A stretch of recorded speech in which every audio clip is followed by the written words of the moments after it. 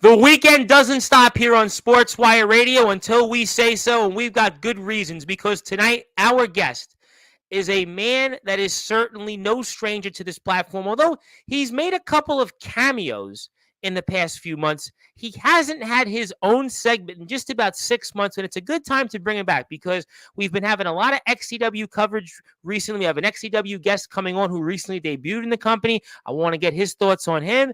Also, we have a lot of stuff going on in the world of CBW. Very familiar face on this platform is the champion of CBW. I want to get his thoughts on that. Plus, I want to get our guest thoughts tonight on the year that was, because it's been a rather interesting year for our guest. And something tells me he's on his road back, though, to being on top. It's going to start this Thursday in the Summer Mania Cup Round 1 against an old tag team partner, a familiar face. He's going to talk about that. He's going to talk about maybe that swanton bomb off the pool that everybody's still talking about. He's going to talk about his decorated career, which has led him as one of the greatest travelers of all time. 26 companies. 41 championships. He was most recently the OMW champion. Another promotion I know very well. Another man that won the title off him. I also know well, but I won't give him too much praise, but I'll still talk about that man. Also, we're going to talk about, obviously, what it was in EBW. And boy, after what Julian Voigt Jacobs said, I want to get his thoughts on that. I want to get his thoughts on this whole rather bizarre EBW thing in the landscape of XCW. And maybe I'll talk about that Anarchy Championship because he's still holding that. I'm going to talk about a whole list of other things. I even see more briefcase. I mean, this man has done it all. His legacy speaks for itself. As I stated, he is one of the all-time greats to have stepped foot in the backyard, the underground wrestling circuit. And I am so happy to have him back. And as a matter of fact, I'm so happy that he's back. And as a matter of fact, I'm so happy that XCW is back as a staple on Sportswire Radio. And credit to this young man and everybody else that's made that happen. I've got something that is in the works for him today that I think he'll certainly enjoy. It'll be a little bit special because I know he's got that big post on Instagram of all the accomplishments. And this will be another one that he can add on his resume and some. So, ladies and gentlemen, he hasn't got this introduction in 6 months. And I think that Sportswire Radio as a whole has changed drastically since, because after all, we've become this platform that's in prime time, the brightest lights, the biggest stage, the only platform where all wrestling matters. And this man has been front and center of it here in this community for a long time. And he gets his chance to be officially back in prime time because it's no party on Sportswire Radio until we go live in prime time. So, ladies and gentlemen, he's been waiting for it. The world has been waiting for it. And most importantly, I'm waiting to give him that introduction that you and I need to finally hear. So let's get right to it. So with that,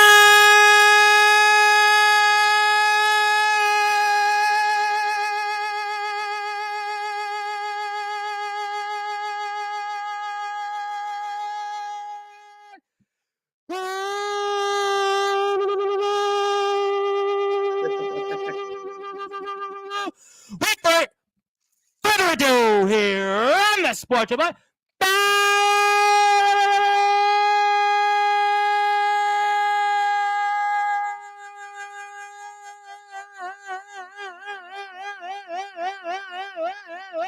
Number one.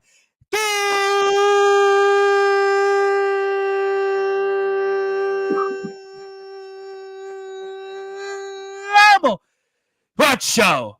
A man that has wrestled in 26 companies and counting. His own company, CBW, one of the premier companies in the Midwest. A man that has won 41 championships, still the reigning, defending Anarchy Championship. Some call him the law of the land. Some call him Jaxsin Law, Captain Law. I'm going to call him because in XCW, he's Jaxsin Law, and I'm going to give him that because, simply put, his name is Jaxsin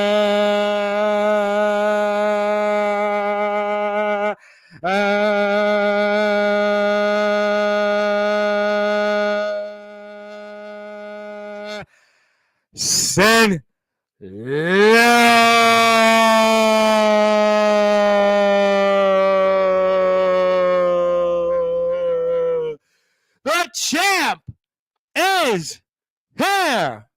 I need to take breath after that one. Jeez. Well, you know what?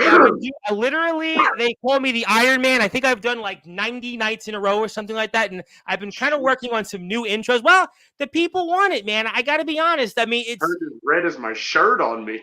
Well, I mean, I saw Blackheart was doing his own intros, which I kind of think he got inspiration. So I got to change it up a little bit. I was doing my own intro last night for Justin, which kind of got interrupted, but I still did it anyway. Then I had obviously Mr. Hardcore, a legend in the GBYWN world, GWC Intensity, and I think I sent him your information or vice versa. And I'm like, let me change it up. Let me try to do things a little bit differently here, because after all, this is different now since you last came here. It's in prime time, the brightest lights, the biggest stage, the only platform where all wrestling matters. And I feel the pressure. I feel the pressure now that I'm on my way to 1,000 subs. I'm almost there, and I've got to do the extra mile. I'm on TikTok now. People from TikTok tune in. So I had to do something different. But I'm going to ask you, since it's been a hot skip in a minute since you've officially been. I've seen you here last week. You came by another time when Parsley was here. But how are you, my friend? You know, life's been a little rocky recently, but I'm doing decent. I'm doing fine. I'm sorry to hear some of the stuff. I want to say that I know times have been rocky. I know times have been rocky here and off the air, but I just want to say that to me, all of that stuff is put to bed. And I want to say officially for those out there, just like you and everybody else, if there's anything I could do, anything, if it's just a simple conversation, a simple talk, whatever it might be, I know we go through our own symptoms, our own problems each and every day. We are humans after all. I want to say that I'm here for you. You were very important in the history of Sportswire Radio. You were the man that connected us to XCW. It was just about a year or so ago, give or take, and you are in the Hall of Fame, and you're in the Hall of Fame for a reason. And I want to say how important you are to me and to this platform's success. So if there's anything I could do for you, whether it's on or off the air, don't hesitate to reach out. Well, I appreciate that. I've just been trying to get through it, man. On top of being injured and sick, now you sound sick, unfortunately. I've got a sinus infection and an ear infection right now. Well, so I've had those. Yeah, I had those last year. I couldn't shake them. Yeah. I've got relationship issues, job issues. We're all. I've got the household issues. I got that too. Listen, everybody's got something. The best you can do is I try to, I use it for my political career. I just, you got to go and forget about it. I always look at it like being a pitcher in baseball. You had a bad outing, you got to go back the next one and just forget about it. Unfortunately, everybody has bad days, and it's what it is. What can you do? All of that gets put to bed though when you walk through the curtain, because once you're through the curtain, you're not who you are behind it. That's it.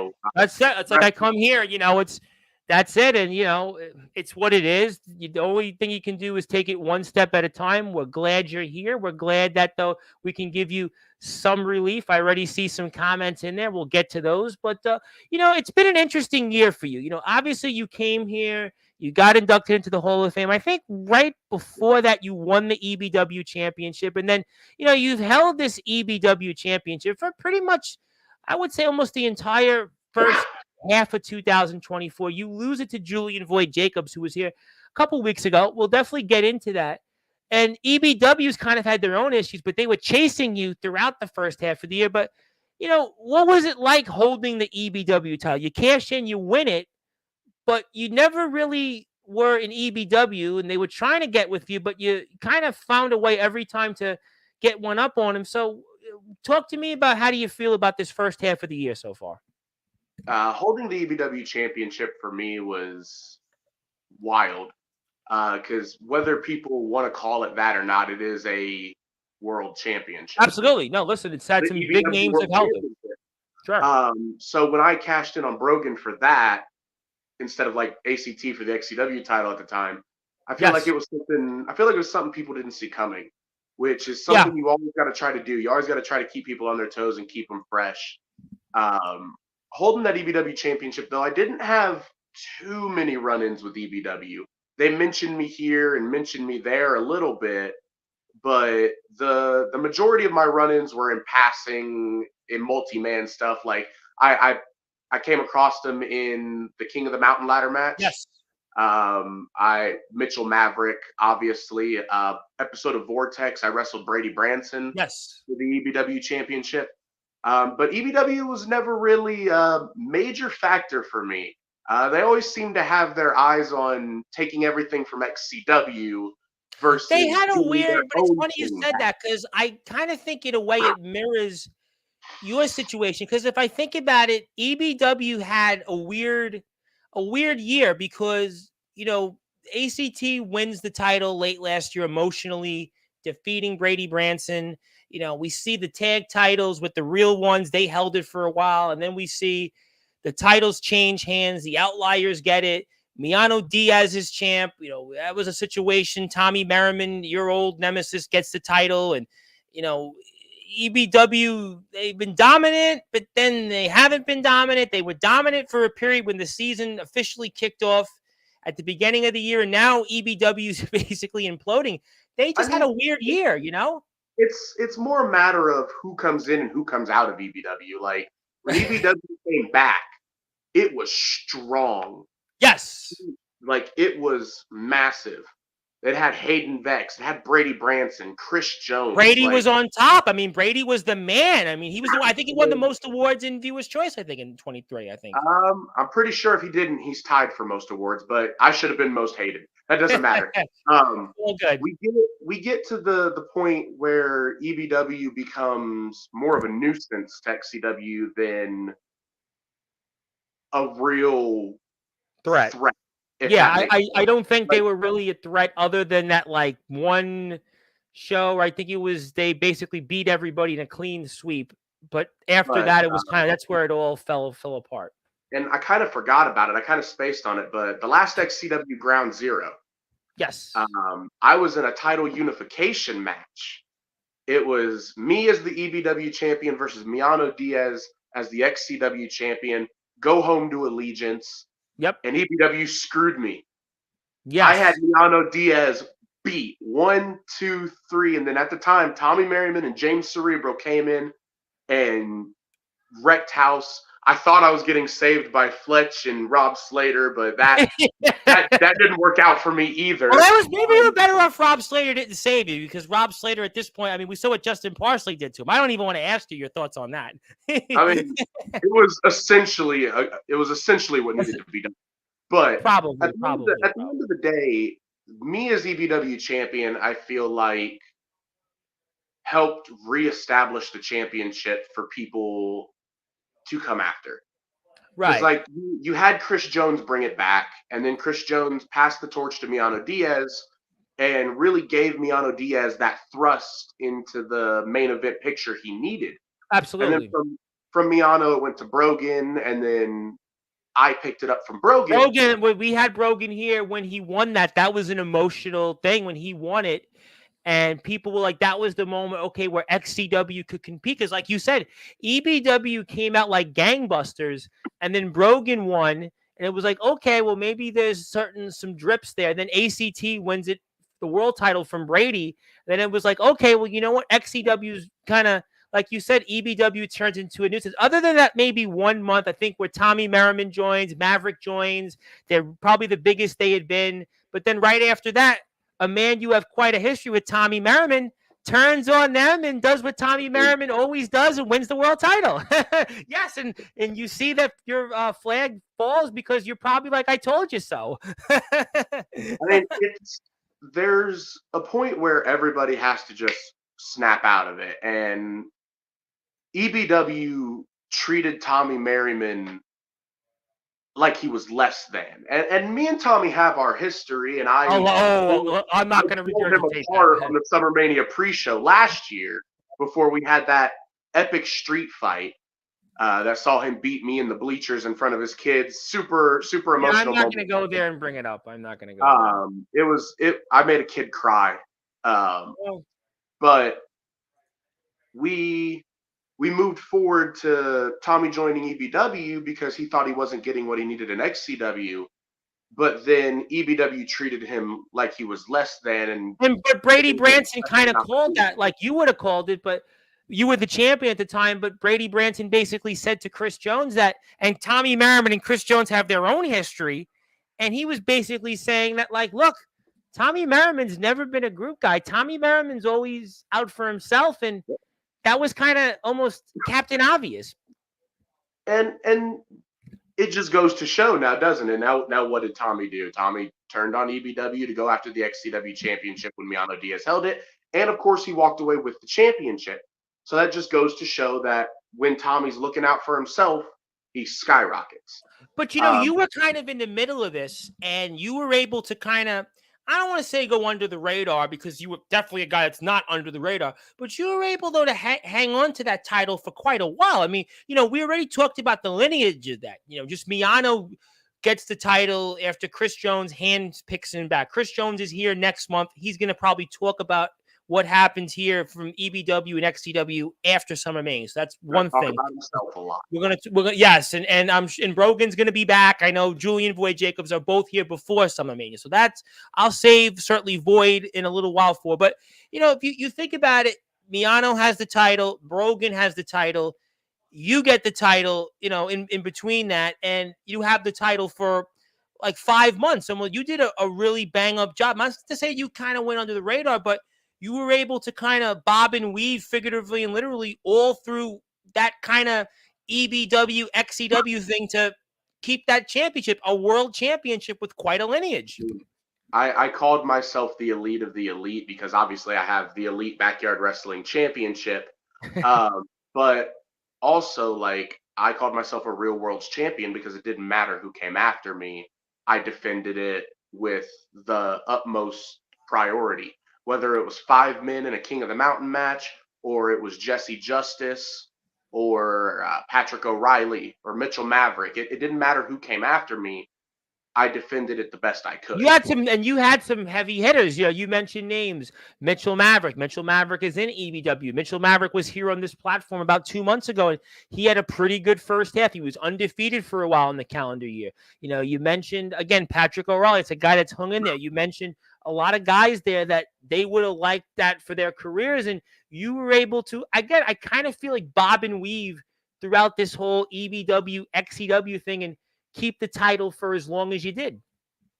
And it wasn't a matter of like Bob. Sure, I had a couple of cheap victories in there. We talk about it all the time. Wins a win, right? Wins a win. That's it. But then obviously every dog has its day, every rose has its thorn, and every good thing must come to an end, right? And my end was Julian Void Jacobs. Julian Void Jacobs. Yep, that's a man that I definitely want to talk about. Yep, Julian Void Jacobs. Yep. And obviously you had him on here more recently, right after or before he won the title. Was it right after or right before? Actually, I got him literally that week. So we had the show Thursday where he took the title from you. He was here that Sunday. So he was here like 3 weeks ago, whatever it was, 3 or 4 weeks ago. But it actually meant a lot that Jacob was the one to beat me. Like Julian was the guy to take the title from me out of everybody. And people don't realize that for me, that was almost a callback to my very rookie season. Like the very first year I was in XCW, the first person I feuded was Brady Branson and at the time just Void. Right. So for everything to come full circle and for me to have a world championship, and after almost 3 years now of me being in XCW, Julian is the one to take it from me. It's kind of like everything came full circle. And I mean, even more came full circle for him because he's been in the company 10 years. Yep. And 3 years in, he won the world championship. And then it took him 7 years to get back to that point of being a world champion. Oh, we spoke about that on the show. We talked about his story. This was a guy that was an EBW reject, hopeful. I don't know, whatever the term you want to put out there. But this was a guy that really, I mean, that's what some people would say. I don't know if I would say that, but like he really struggled. I mean, he had like a really difficult, I would say, several months going into him becoming the number one contender. Mitchell Maverick turns on him, goes to EBW. He couldn't get the tag titles. He was trying to basically convince Justin Parsley's other half about different. I mean, it was a weird trying to get the tag titles, trying to prove to EBW, and he just couldn't find his footing, really. He's got the perfect outsider story, the shunned kid. Like, there was a place in time where Void expressed how much he was bullied in school. And you look back now, and it's kind of no different. He's kind of been the kid that always sits at the lunch table by himself. Like sure, he's been in tag teams and he's had success as tag teams, but whenever Since he he won the world title, and he spoke about that here, I won the title, but it was a cash in, and it really, a lot of people looked at it and said, oh, is he ever going to get back? And we talked about that here. And I was like, did you ever doubt yourself? Did you ever say, you know what? I don't know if I'm going to win the big one again and get back on top. And it was a long, hard road for him. I mean, you want to talk about guys that have really, went through a lot. This guy went through a lot to get back on top. This was a guy that, I would say has had one of the, if we were to vote on awards, he's comeback of the year, I think. And like everything aside, like the production of that entrance right there is by far one of my favorite XCW entrances I've ever done. And not why because is that? of not because of like anything super special, but because when I walk through the curtain, it's just dark enough and I'm wearing almost all black that I almost disappear. And then you just see me walk out of the fog.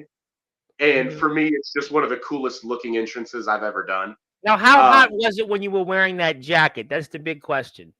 I was dripping sweat. Like my hair looked wet. My hair looked wet there. It was, but it wasn't because I think Julian was talking about it was like 90 degrees for like 100. I think we had Big Man Cam was here. I think when we spoke about him and he was wrestling outside, I was like, Cam, how hot was it there? And he was like, Tom, you don't even want to know. So I mean, and Justin, we spoke about that the other day as well. I'm wearing all black on a black canvas. Like it was hot. Like I could see it. It's like burning there. We're not gonna talk about it. It was Let's not talk about it. But back to what I was saying about Julian being the loner. I mean, he was ousted by EBW and not allowed to join it. Yeah, I don't even know if I would even consider it. Yeah, I don't even know if he was never really an official EBW member. Maverick got the nod, but that was months later. He took the phrase "if you can't beat him, join him" and turned it on its head and turned it "if you can't join him, beat him."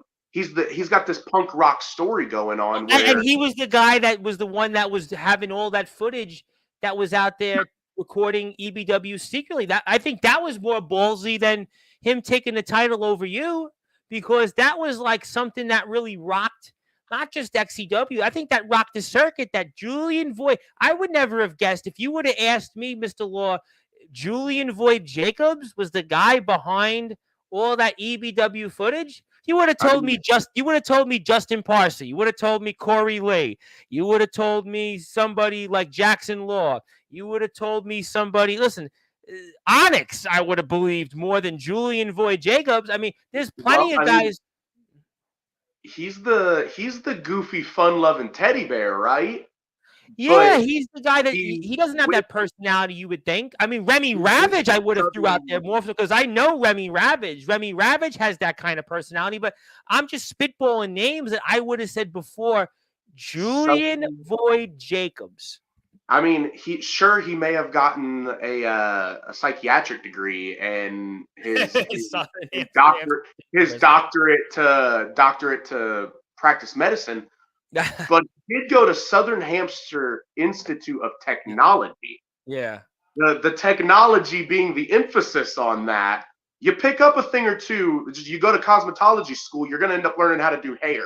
And by the way, I'm just gonna put this here. I didn't think I was gonna be able to hold him. Well, I had asked Void. I know you were listening. I was asking Void about the physicality of this match, what you guys put each other through. I mean, I know you do this and you've been in there with other guys, but that was a physical match. I mean, I was asking Void about that a couple of weeks ago, and I'm sure you would probably echo the same statements that Julian Void Jacobs made. We were big, meaty men slapping meat. We were the Big E special of the night. Like, I unintentionally busted him open there on the AA when he. I think I asked him about that, about the spot there in the match for sure. I mean, I asked him. I didn't realize that commentary had called that he was busted open.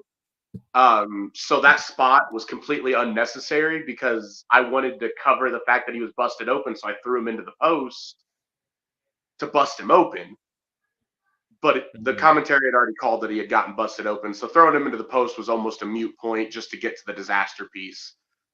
This match was more me and him showing And that you even thought you though had him right there, and he shows a veteran instinct where he was having to put it all out there by putting his foot on the ropes there. He showed a lot of guts there. and it was also a lot of me showing that he was the one that had a hand in my training. That's why I did his move set the majority of the match. I wanted to prove that I could do him better than he could. And then right here, he hits my finish Yep. on me, and it's probably one of the best looking long arm of the laws that's ever graced a screen. But it's that old adage of anything you can do, I can do better, except when it's your own thing. Let me ask you this question. I asked Julian this question. I want to get your perspective on it. A match like this, the heat, everything on the line. Talk about how much you needed the adrenaline to get you through this, because you guys are heavy hitters. And, watching this back again, now that I'm getting your perspective on it, I mean, just talk about how you needed to almost push yourself through in terms of what you guys are doing to each other. Just it's a slugfest here, I think was the term I used when Void was here. The adrenaline was something extremely necessary. I mean, if you notice throughout the match, both of us are moving a little bit slower than we normally Yes, would. gingerly. Well, the heat. I think the heat was a big part of it. Well, that plus I was selling my leg a lot in this match, Yep. which is why he caught the Claymore into the half Boston Crab. I attacked his leg at the beginning of the match, so he started working on my leg, and that's big man psychology. You want to cut the big man down at his legs. Well, when you're both big men, you're both going to target each other's legs, and obviously Void is smart enough with enough ring awareness Veteran to skills. Yep. He's a veteran. He's a go guy. after me the same way I was going after him.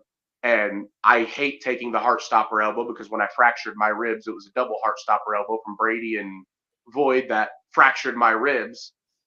But so that move has a lot of PTSD for me. But let me ask you a different question as we're watching the match. I know a lot of people want to say hello to you. I want to get to those people in a second. You faced a lot of big guys in the title run. You had O'Reilly. You took the title from Rogan with the cash in. Brady Branson, Jesse Justice. Not to cut you off, yes, because I want you to get to your question.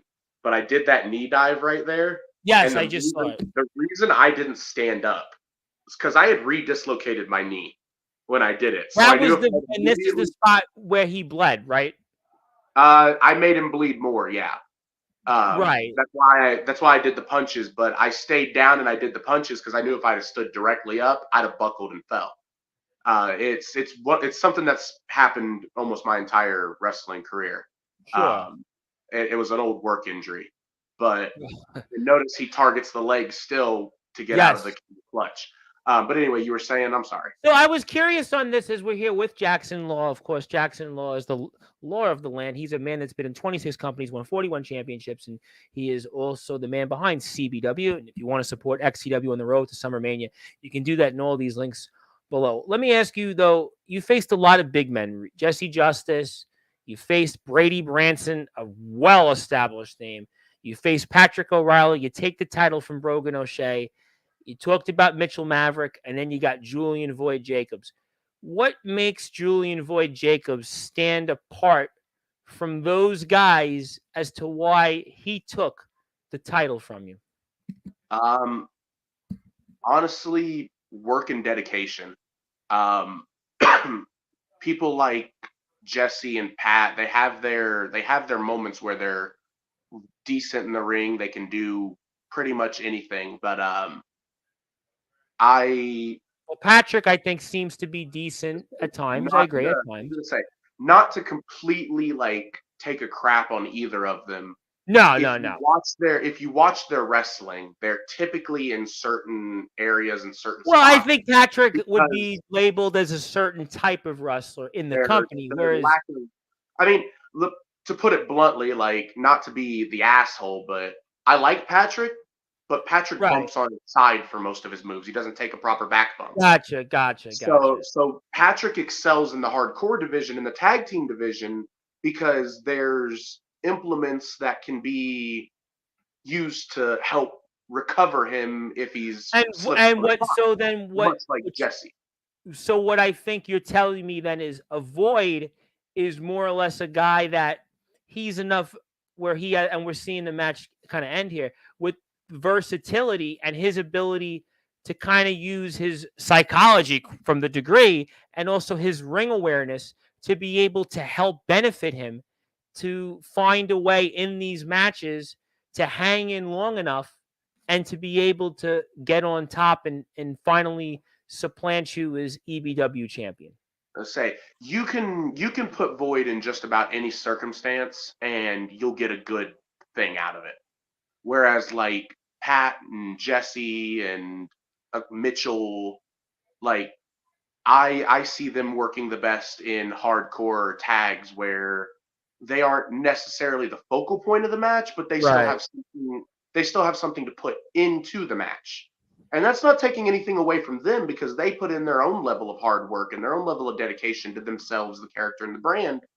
But when you look at them versus someone like a Julian Boyd Jacobs, who's been here for 10 years, who's celebrating his 10th anniversary and is doing everything in his power to prove that he deserves to be in that main event spot, the the choice is undeniable. It's like comparing apples and oranges when you want a sour Well, I a was sour. curious about that. I kind of had an idea of that answer in watching, but I wanted to get your perspective. But let me ask you a follow up. I know a lot of people want to say hello. I want to get to people. I want to present to you some things.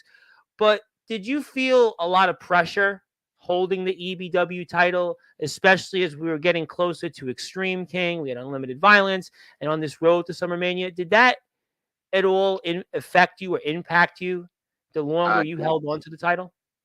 yes, it did. Every show, like whenever you go out through the curtain, you want to aim to make sure you're the highlight of the night. That your match is the match that people remember, whether they remember it for yourself or they remember it for your opponent. And being the EBW champion, I had to do that on an even grander scale. I had to go out there and I had to defend that title in every match like it was the main event of the show. And Right. it was the focal point of the show. And me as a world champion, that's what I aim to do. And I feel like the EBW championship really gave me the opportunity to prove to people that I have what it takes to be in that main event spotlight and in Because that you main kind event of, spotlight. even though, like, it's interesting you said that because outside of XCW, there's no question that people know you. There is no question that people know you in, with the usual names that are travelers. Add guys like a D'Angelo LaFlame who've recently become travelers, a few others. But in Right. XCW, you had been a guy that, I think was on the peripheral edge, if that makes sense. You've definitely had some big matches. You've definitely been a guy that's hung in there, but maybe you could say getting the EBW title puts you now where, what, I'm really interested in now Jaxsin Law regularly being a guy that impacts things, because if you look at how long you held that title, I think that does, at least for those in the XCW universe, see that Jaxsin Law is what people have seen from you as a top guy outside of XCW now. Well, and I mean, when you again comparing apples to oranges, Yes. sure it's all fruit, sure it's all wrestling, but when I'm going to places like ROEW, NGJPW, OMW, UWA, where there's 6, 7 people, and sure those 6, 7 people are extremely talented, but it's still 6 or 7 people. It's a lot easier for me to be like, okay, I should be in this spot, and here's why. When you look at that product and you're like, okay, he's like one of the best things on that product versus a roster of 30 plus people where there's 12 matches on a card. I've been part of pay-per-view shows for companies where there were 2 matches on the card and I was in both of them in some capacity. Well, I mean, listen, there's no question that every company is different. I do think ROEW now for sure is a totally different ball game Oh yeah, and what is it's a done. Yeah. completely different beast than it was when I was there. Like when I was there, it was just me, Jason Storm, Jacob Collins, CJ Black, and C Money. That was it. Yeah. And Now it's you had the occasional Alex Cross when he decided to show up. But now you've got the DKW guys showing up. Yeah, You've got Aaron Blaze. You've yeah, got Delta sure. back full time. But And it's I think the comparison is that in XCW, because of the larger roster, you have to be able to compete in a it's different harder to way. stand out. It's Sure, harder to stand sure. out. Okay, Like I think that's fair. when Anthony was on here, Yeah, and Anthony's here a lot. You know that. Come on. yeah, when Anthony was on here and I was brought up, and he mentioned how I demanded a world title shot in Okay, NGJPW. talk to me about that. I'm not gonna lie. I said I wanted a world title shot. And Okay. it wasn't because I think I'm the best shit out there and I deserve to be a world champion. Mm-hmm. It was, in my opinion, you watch NGJPW and you see Division Nick taking on Devil Slayer or Devil Slayer versus Jake Miller. You see the same two people wrestling the same two people for the same title, and the title never Right. changes. I was a breath of fresh air. Now, was I promised a world title opportunity? Yes. Did I Okay. miss did I miss the taping I was supposed to win the title? Yes. I had work and no money. I was in between jobs. It happens. Well, that's I Um, understand that. That's you but can't work is I also turned that around and turned it into a story. And I said that the GM put sugar in my gas tank, and that's why I couldn't show up because the right. GM's client happened to be the world champion. So I was still able to turn it into a story, and then I showed up and I had my 3 stages of hell, and the finish was changed, and I was taking the L versus Fierce Danger. But there was something else set up for me after that. I was supposed to go after, or Michael, whatever his name was, Michael Osiris, I think was his name, who at the time was the general manager's boyfriend. Was Mhm. slated to come back and work a program No, with I me mean, because look, there's that stuff, and again, I always tell people is I don't get in the middle of who wins and loses. There is it's right, what wins it and is, losses don't matter at the end of the day as long as you make people remember it. And Right. it took me a long time to realize that because like the first couple years I was doing this entirely back 2018, 2019, Hmm. I was all about making sure I was going over. But at the same time, I was only wrestling in my company and for Nova's show. And Nova's show, I was going over. That's why I'm the Anarchy champion. But for my show, it was just me and my cousin. And my cousin had one title, so I had to have the other. And we kept swapping them. So I got this big ego on my head back then that I deserved to be at the top everywhere I went. And I learned real fast that that's not the case. When I started bringing in guys like Kurt Adams and Caden and Gunshot and people like that, I learned real quick that there's Well, other you people. do know Gunshot on this platform. If you bring up Gunshot, you are going to really walk into That that was one. yeah. But I can't. You can hate Gunshot all you want, No, but I get along with I it. I have no problem with Gunshot, but it just I'm just what speaking the in community general. thinks of him. Sure. Yeah, I'm just speaking in general. I'm not a big fan of Gunshot. Christian, we've had our issues. Like speaking fully out of character, Christian Durham and I have had our issues. We've had our moments too, but we've had our issues. He A lot of unfortunately them stem falls in the from line wrestling skills in the lines of a Silver Wolf and a he C2K has and no wrestling skills. His well, best matches were I'm trying to be very diplomatic, but yes, I'm not. I know where you're going with I'm it. Yeah. not. His wrestling skills were only on display when me or Caden were carrying him in a match. It's just plain and simple. I even put him in there with Kurt Adams, who is one of Oh, my yes, top guys that I back name, yes. I and he couldn't put on a good match with him. And that's saying something because Kurt Adams back then could put on a good match with just about anybody. But flash forward to now, I realize that when I go to there. these smaller companies, Yeah. when Go I go ahead. to these smaller companies and I travel as much as I do, it's a lot less about winning titles and more about getting the show over as a whole. Much like Delta did with ROEW. When ROEW came back, it was just CJ Black and Jason Storm. Oh, absolutely. Listen, there's And no question. then I mean, the ROE. I mean, I think I've been here almost for the entire ROEW history. ROEW is a as my different ballgame. It's a, it's, you know, I was talking because Delta had talked to me one day. It was right before I joined TWF, and it was when I was really getting to know Delta as a person. sure. Because I have this thing where I won't, because of my social anxiety, I will not go to a new place if I don't know somebody No, I can understand that. I can there. understand that. and TWF, my door in was Delta. Hence why I wrestled him there. And then Delta came up with the story of he beats me at Battle of the Summer, I think is TWF show, and then I beat him at CBW, and then we have the blow off. We had the blow off in BYCW actually, and he beat me for the world title there. It was his first world title when he came back. It's for me now. It's not about winning belts. I don't care about being a champion. If I want to be a champion, I can put a belt on myself on my own show. I don't need a belt. My job now, especially with CBW, is getting the new guys who are coming in over and to a point where they can be in that spot. If you notice, every time I wrestle for the critical title, I lose. It's because I don't. No. Listen, and obviously, I'm good. I know I'm going to get to that with Big Man Cam, and it's good to hear you talk your side because I think it's a good time now. Now that we've had a lot of the guys in XCW, I've got comments from Chris Jones. We have another guy coming on tomorrow. I want to get your perspective on who's become a friend of the platform. He made a cameo about 3 or 4 weeks ago here, and I've gotten to know him very well. So I'm really happy to have you here. This is your Instagram, by the way. So if you want to make it Company 27 or 28 or 29 or just want to talk to him, follow him, let's get that follower count up. To get one in every state before I retire.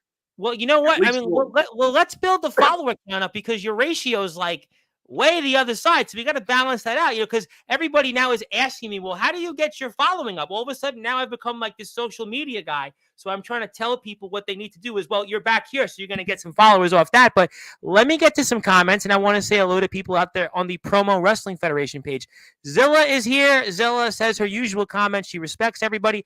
My buddy Ox McCoy out there, who I really feel bad for because Ox lost a handicap match yesterday for his IMF Hardcore Tag Team Championships. Ox has become one of my buddies. He's basically reigns in blood. His messages are in blood, and he's bound in blood. When he messages me on Instagram every day, it's usually with blood dripping from his hands. I don't know if I'm a Patreon saint, but I appreciate the kind words. Want to say hello to Mr. Sullivan. Obviously, you definitely know who he is. He's definitely got some comments. Oh, he's got some comments. Mr. Christian is here. It was Mr. Blackheart now and just wrestled Remy Ravage. I definitely want to say hello to him. Also, that flag isn't as cool as the other one. I assume he's talking about the one that's on that wall that says I saw that. And it's yes, he was referring to that. And then you took the flag down because he messaged me on Facebook Messenger about that. He has become one of my my good buddies, Michael. Michael threw it all jokes aside, I love Michael. Oh my God, Michael is definitely. He's been there for me through a lot. I've slept at his house, traveling to and from Fort Wayne. So he's opened his door to me and his family. Good man. He's a good man, and I definitely am looking forward to him being here onto the platform. Thank you for that. Mr. Sullivan himself, the Southern champion in the promotion you referenced, said you and him again. I don't know. You came close to beating me that first time for the Anarchy title, and then you beat me the second time, except the decision got reversed because you weren't under contract, you dumb son of a bitch. You should have just signed the paper. So that's why I'm still Anarchy champion. Technically, Sullivan beat me around the 3-year mark, but he wasn't under contract, so Gunshot reversed the decision. Well, it's what it is. And he also says that Anarchy title isn't even his; it's mine. That's what I was referencing. He destroyed my Anarchy title. It's a reminder. That's why I wanted to do that there. Let me get to some more. I got a lot of comments here. Let me try to get to them. I'm way behind. Cool pick to your right. He enjoyed the pick on them. I'm going to take this off the screen for now. We got that point. Zilla is referring to Anthony Steele and Justin Parsley as tag team partners. Yes, they are, because Justin Parsley is here in the house. He said Zilla, but I am still under the impression of who and what is Zilla. I think that's been like the biggest question on Sportswire. But there is a man that Zilla is like basically the resident commenter of Sportswire.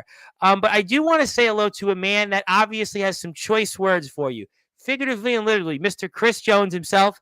I've never talked about myself. It's always been about the group as a whole. And Mr. Jones, just so you know, messaged me on Instagram. He was watching the show, and he has obviously become a very, very, very honest critique of Sportswire shows. He lets me know what I'm doing. He tells me what I should be covering, what I should not be covering. He watches my stuff on TikTok, and when he says something, what's that? He likes to be in control. Well, he And does. He does never give his thoughts. I mean, he definitely gives his thoughts, and he's giving his thoughts right now. I've never talked about myself. It's always been about the group as a whole. And what would you like to say? Lies. Let's be Why? real. How do you Let's say be that? real. Whenever Chris Jones has a microphone or a camera in front of himself, he talks about himself in the third person, which is the most condescending, narcissistic thing a guy can do. The law would never do such a thing. And then let's be real, he came back and he made EBW all about himself with the EBW championship. Like it's always been about himself. Go watch every no false finish ever. There's at least once in every episode he either somehow asks his guest how they feel about Chris Jones, or he makes sure he goes on this long-winded ass rant telling a story about himself. I have a follow-up to that. I got you, but you know what? I'm going to say this because I know I can say this confidently. Other than this platform, every show you go on, I don't care if it's Silver Wolf's show. I don't care if it's shows like James. I love James. I don't want to get into that. But let him know. But every show you go on to outside of this, every guest, whether you like them or not, they're going to talk about themselves, about something they did. So I'm not saying Chris is right or wrong, but every show that you're going to go on as a guest, honestly, outside of this platform, I don't go and ask guests because I don't need it. But there are guests in general. If you're on somebody's show, yeah, I mean, let's kind of par to the course. I mean, that's just on this circuit. Listen, Anthony Arias shows the same thing. Anthony Arias talks about, and I love Anthony. Anthony was here. I'm going to ask you a thought about Supernova 3 coming up. But every host that has a platform, honestly, except this one, will ask you about something they did. That's just how it goes. Well, see, and that's understandable. Like, okay, it'd be like you referencing a match you had 12 years ago because I mentioned a weapon shot that was similar to the one you did. Cool, but there's a difference in that, and then there's a difference in that and you making the entire interview about yourself. But Chris Jones is a guy that when you think about the Mount Rushmore in the backyard in the underground circuit, and especially in XCW, I mean, he's not an ordinary host. And as a leader of EBW, and again, I'm not trying to come across pro EBW. I'm just saying objective. No, I'm not. I don't have an EBW shirt on right now. Is he the leader? Is he the well? Right now, is EBW a group? That's the bigger question. Let's look at that dynamic now, shall we? Is he the leader? Because I mean, like the brains behind the operation seems to be Brady. Like, I could follow up that and say Luke Blaze is the brains of the group. No, he's the money behind the operation. True, but money's the guy that has the brains. You have to have money to have brains. Brains and money. That's not true. Look at former presidential candidates. I'm really trying to, especially I'll plead the fifth on anything. I'm with you on that, man. I really don't want to get into that, because I get asked on anything further. I'm not super political when it comes to political stances. I'm political and religious stuff. I don't really get into. I'm going to use the song that Van Halen, Van Hagar said, apolitical blues. We'll just go with that. Well, it's all apolitical blues. But the point is, listen, EBW, I don't know their future, but Chris Jones is giving us his side of the story, and I'll come back to him because I got more comments.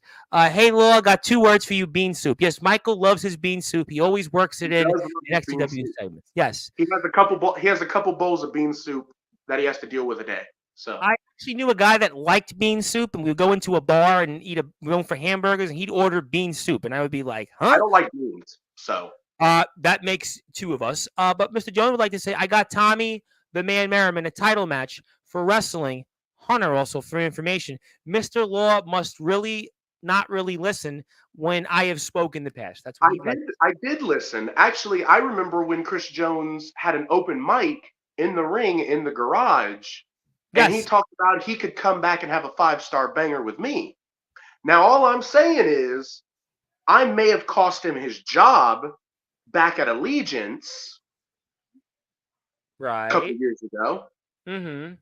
But when he came back, he hasn't had a 5-star banger with me. I think Chris Jones is ducking me. I think Chris Jones right now is occupied with Brady Branson. That's a whole nother I think that's really where his basically focus is on, or whatever it is. And I think Christopher Aloysius, Jingleheimer, Jingle Smith, franchise C unit, player with himself, Jones well, is ducking. I will say this much. Mr. Jones always does look with the backwards cap rather fly compared to most of EBW and most of those in the roster of EBW and XEW. But I'll let Mr. Jones talk about that when he's back next month. Dirty South. There's somebody that wants. I think you just referenced Gunshot, so we're not going to go there about Gunshot. We just who asked that? Who was it that asked? Wrestling critic. Wrestling critic. I don't know. I don't know who Wrestling Critic is, but let's just say he moved out of this state and lost anybody that he could wrestle with. Well, I mean, because I was the only one giving him an opportunity. Actually, if you're really going to go down that road, and again, I like Gunshot. Personally, I like him. He's actually in Dakota right now. He's in North Dakota, and I'm sure you know the Nexus, because I'm going to get to that in a little while, but there's obviously a group in the Nexus that's in North Dakota, and they don't even want anything to do with it. I thought he was in, LBYW is in North. Gunny's in South Dakota. And LBYW is in North, but he's still North and South Dakota are like, I mean, it's not. But my point is Gunshot has a tremendous history of saying he's going to show up somewhere, and then we never see him.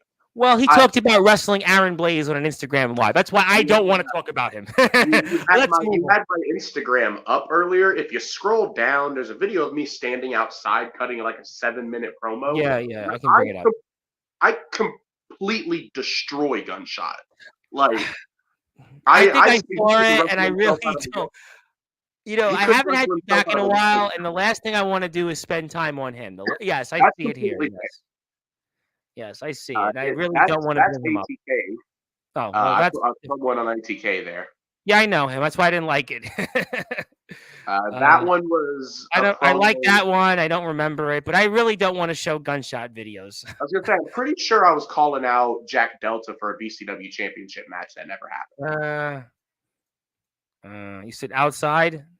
Yeah, it's way down. Like, it's way down. I was still working at City Barbecue, so I can only imagine. That's a while ago. That's a while ago. You was City Barbecue. I'm still behind. You don't have to show it if you don't want to. I'd rather not waste my ammo on that. I mean, trust me. I wish him well. Let's move on. Hillbilly Tilly says, "Howdy, fellas." He wants to say hello. EBW, yes, is going after Julian Void Jacobs. Thank you, Zilla, because yes, James Cerebral is. My buddy Big Tex in DBW, another state you haven't visited. They're in Maryland. I don't know how far Maryland's from you, but if you. So I haven't wrestled in Maryland. I've been to Maryland. Just never wrestled there. If I wrestle there, there is one specific match that I want in Maryland.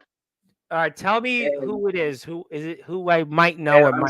I'm sure you've had the owner of Enterprise Wrestling on here. Yes, are you talking about Mr. Kid Mike? And yes. There's a guy that used to run around with Kid Mike and Enterprise and ATCW. His name's the Mad Dog Dan Moore. Yes, I know the Mad Dog Dan Moore. Yes, I do. Yes, I know him. Okay, tell me why you want a match with Dan Moore. Maybe your wish might be Mike. You can get rid of my Instagram if you want to, so people can. I've already shown it for like 10 minutes. I want to hear this. This I want to hear because you today might be your lucky day. Let's go. So the Mad Dog Dan Moore and I go way back, even further than Backyard Wrestling on YouTube. Okay. You own a promo fed, right? A promo from James Taylor. Yes, I do. Yes. Now I don't know what platform that's on, but I promo on Facebook. YouTube, Discord. Yeah, it's on Discord, YouTube. I promo on Facebook for a little group called the PPF, the Premier Promo Federation. Okay. But before that, I competed for Voice of Honor. And that is where I met Mad Dog Dan Moore. And me and him had quite a bit of a back and forth that led to a crybaby match.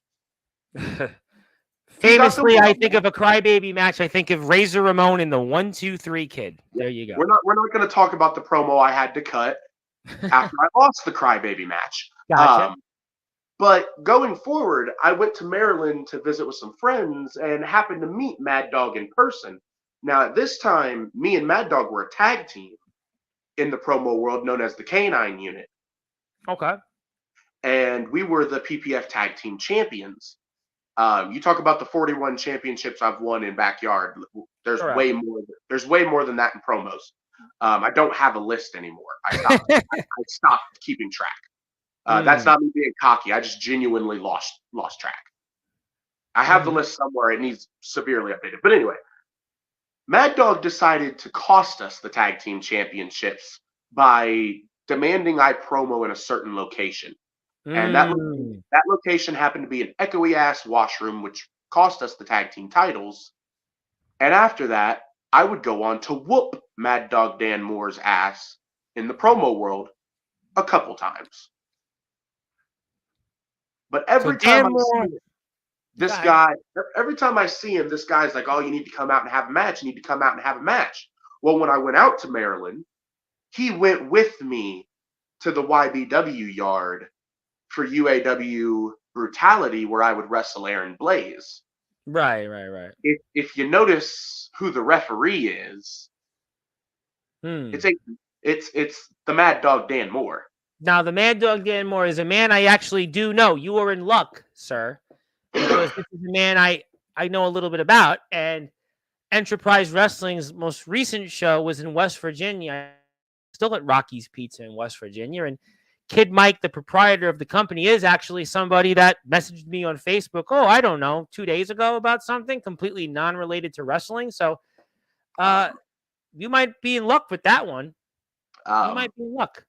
Well, there's a promoter out there for, it was at the time ATCW. I don't know what he's doing I heard now. of ATCW. Yes, ATCW is where James Ellsworth gets a lot of stuff out there. They have, it's James Ellsworth. Matt Riddle was there not too long ago. I think it's the same ATCW. So I think it's called TCW now.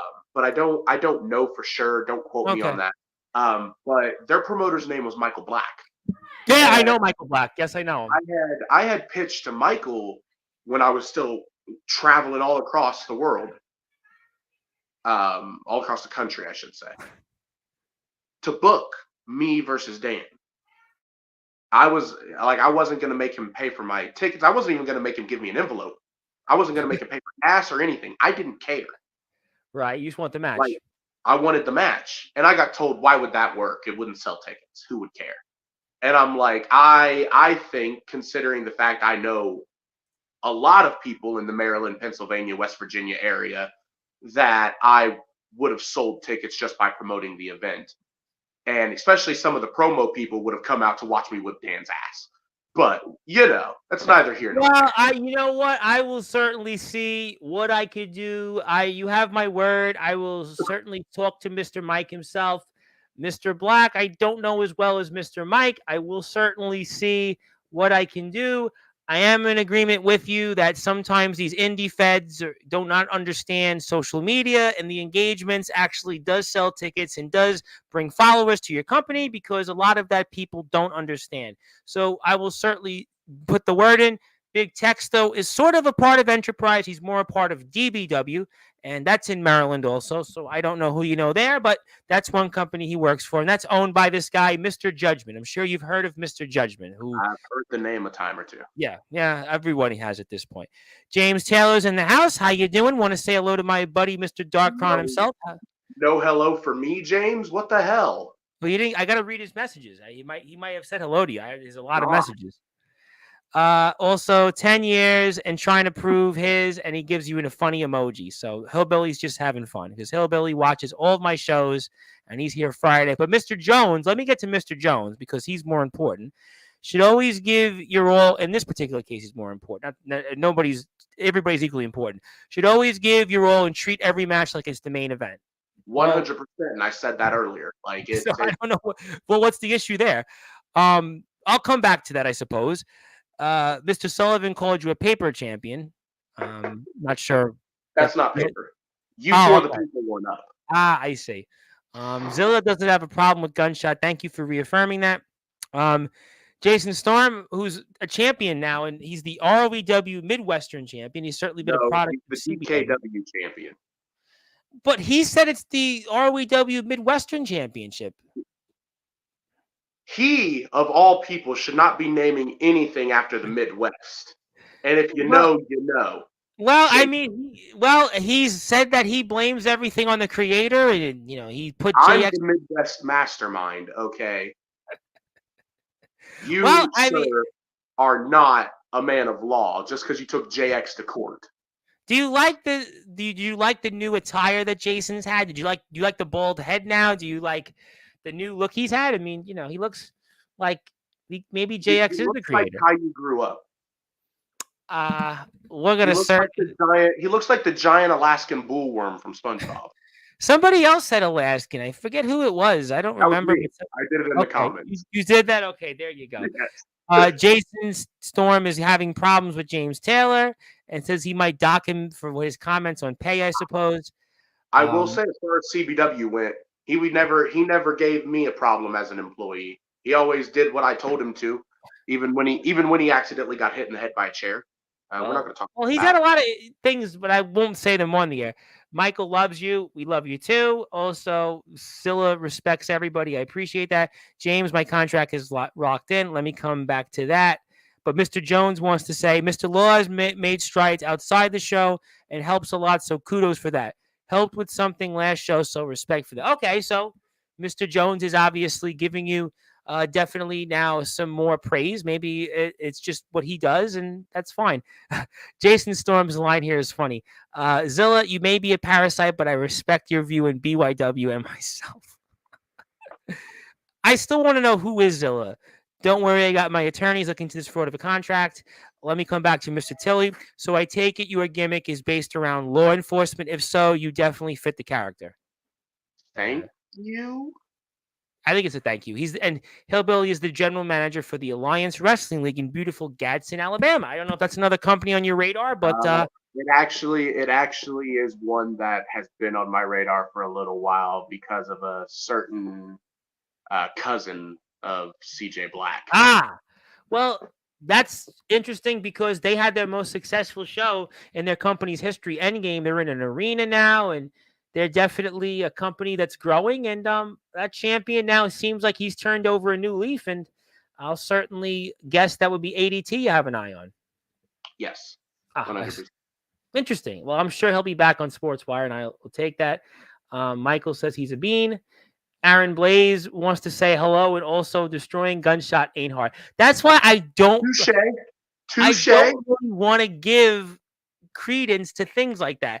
Me versus gunshot turmoil never happened. Chris You're right. Aruda, listen, dude. Chris Aruda basically had problems. The LB. That's why I don't even want to give him So, much of it. He destroys what himself. Yes, go ahead. what Chance is talking about there was back at Tennessee Turmoil. What happened? Gunshot was slated to be in the Aaron DiCaprio Memorial Tournament, specifically because not because he could wrestle in the tournament and make the tournament look good, but because he was one of Nova's closest friends in the community. And at the time, he had just moved to South Dakota. Right. So he was supposed to get picked up by Kurt Adams and Riley Bates on their way to Indiana. Because how that travel works is Kurt Adams and Riley rode to Indiana, and then all of us rode to Tennessee together. Gotcha. And he gave them the address, or sorry, he gave them the city he was in, which was 2 hours out of their way, but they were still going to do it for the show. And then when they got onto the exit to go get him, he never gave them an address. That's why I don't want to give. I really think there are plenty of things I could talk to you about other than him. The one time he was here, it's the equivalent of like names I don't even want to bring up. Let's say, yes, I agree. Aaron Blaze, my buddy Aaron Blaze, the headline, he destroys himself when he speaks. No offense. Yeah, that's the point. Maybe we'll be in the ring, maybe. Well, Remy Ravage, you just squared off with. Dan is not the man. Hashtag SUS. Blaze is beating Dan, so. No, I know that. That I know. Who was a better GM, me or Fletcher? Fletcher actually shows up to shows. Ooh, Mad Dog Dan Moore. Thank you for confirming. I think honestly the Midwest title fits Storm. Being mid. Ooh. Ooh. That's a tough one. He's not talking about his mic skills there. He's talking about his in-ring skills. Oof, boy. And also, James did want to say hello. He said he also said that he wanted to say a little earlier, but he just said that he apologized because he thought you may not have liked him. I've got no issues with you. Okay, Much. well, Stone Cold. I mean, James Taylor. Well, all right. So then there you go. Well, he's got 84,000 followers on TikTok, and I want to give a big shout out. I want to give I actually have a super chat here from Chris Jones, and I want to give this because I really apologize I didn't do this any sooner because he gives us a super chat here. And I really thank you, Chris, for this because if you know out there, I'm actually on my way to getting to 1,000 subscribers on YouTube. Why is this important? For two reasons. Before I read this off here. Number one, if I get 1,000 subscribers, I get a tattoo. So I'm 191 away. I started the day at 196. Now I'm 191 away. That's the number one part. Second part of that is if I get to 1,000 subscribers, which my goal is to get that before my birthday, October 7th. Today is July 21st. Tomorrow was the birthday that would have been my dad if he was alive. So that means I'm 2.5 months officially away of getting 1,000 subscribers. And why is that important? Again, you might be asking, because if I get to 1,000 subscribers, everybody remembers the roast of Tom Brady on Netflix, Nikki Glaze. Maybe you were looking at Nikki Glaze and not paying attention to her jokes. But the point is that I'm going to open it up to you, Jaxsin Law, you, James Taylor, you, Chris Jones, you, Aaron Glaze. I want every person. That floor is open for anybody in the BYW community, Backyard Underground Wrestling, and anybody out there that's been here on Sportswire. I'm going to give you control of the platform. I'm going to let you roast me. Could be for hours, could be days, could be weeks. However long it can go, I'm going to give you control. So if you get me to 1,000 subscribers, and right now, I'm almost there.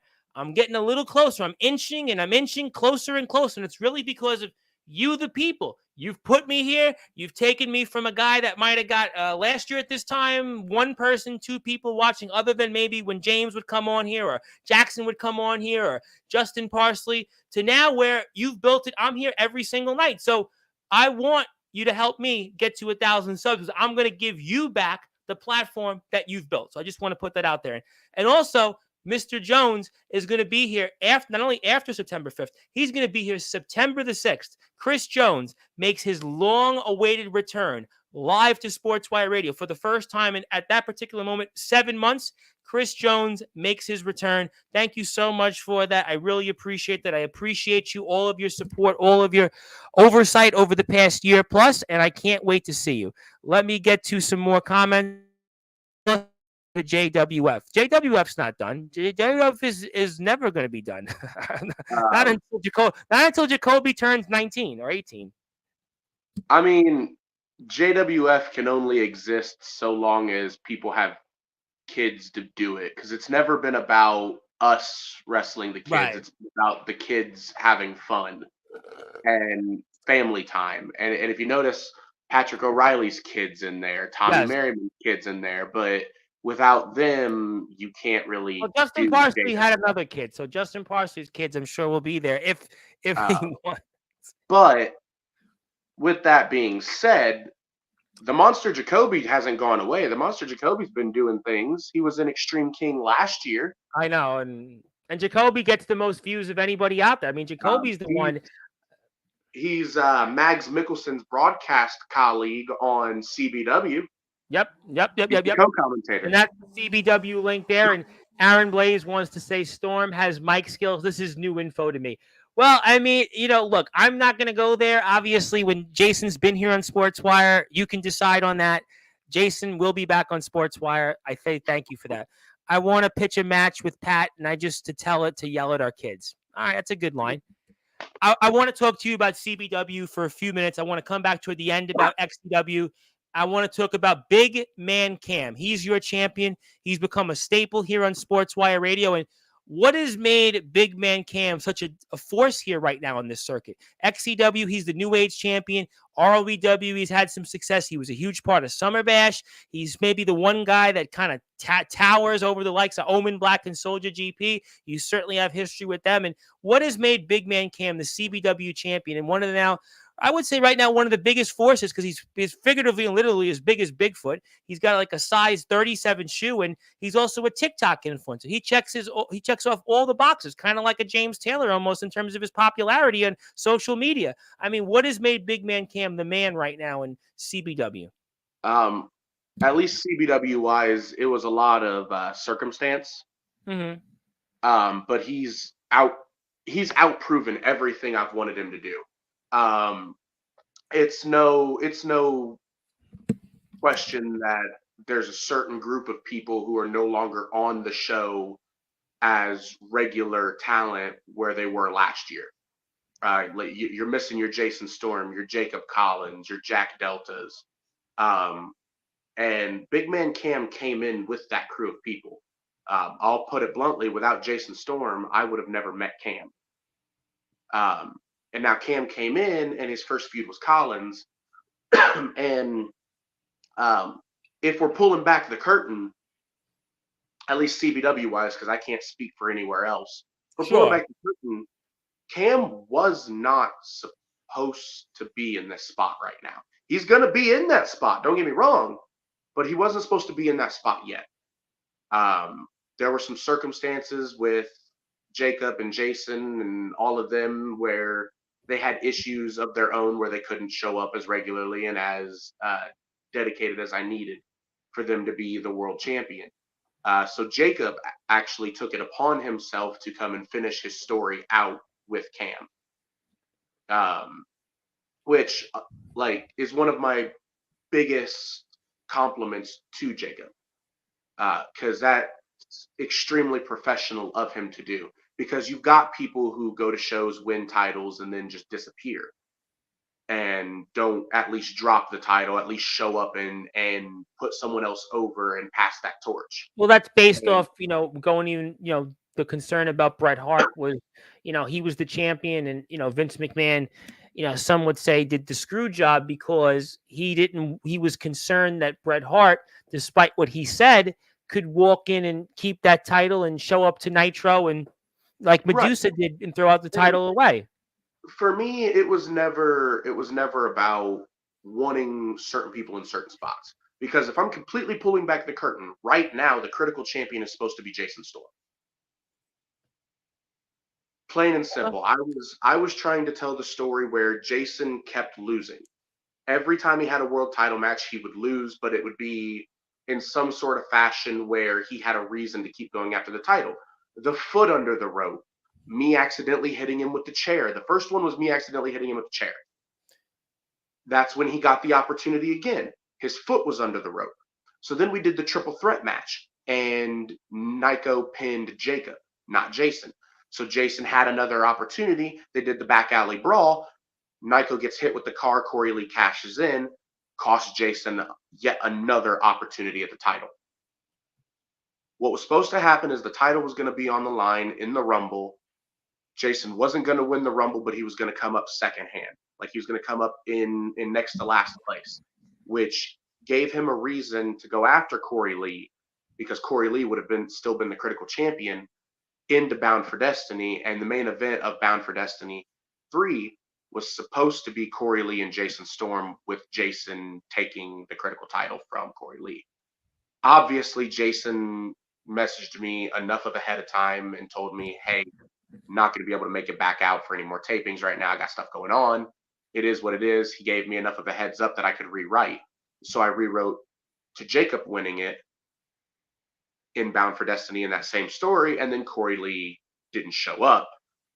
So that meant the Rumble had to change, and the Rumble ended up being Jacob Collins winning the title in the Rumble and then holding it to Bound for Destiny, where Cam would be his opponent because Cam lasted the longest in the Rumble.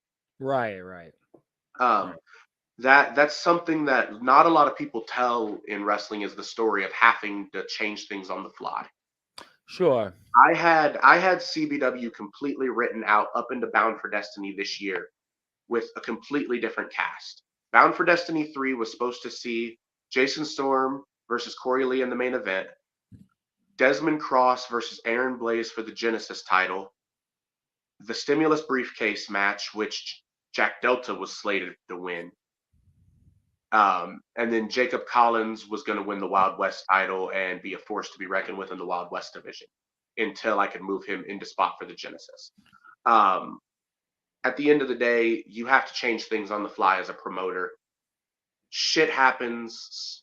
Stupid situations happen. No, I understand that. Listen, I mean, I get a lot of people that want to say, hey, I want to come on a Sportswire. Then all of a sudden, I've been getting this lately where people go, oh, are we going live? And they're like, well, I don't think I can come on the platform because they don't realize that, this is like live. So, I mean, look, things happen, but, Cam is the champion. And I think, and Cam has stepped up beyond all expectations. Oh, I got to be honest. I am a big fan of his, and not just because he's like 7'17" with the size 37 shoe.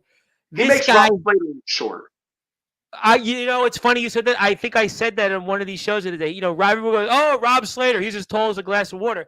Rob Slater's like as tall as like an ant on the floor compared to big man Cam.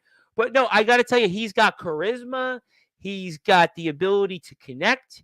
He's trained. He's got a lot of experience out there. I mean, this is a guy that makes him a fantastic tag partner for me over in OMW.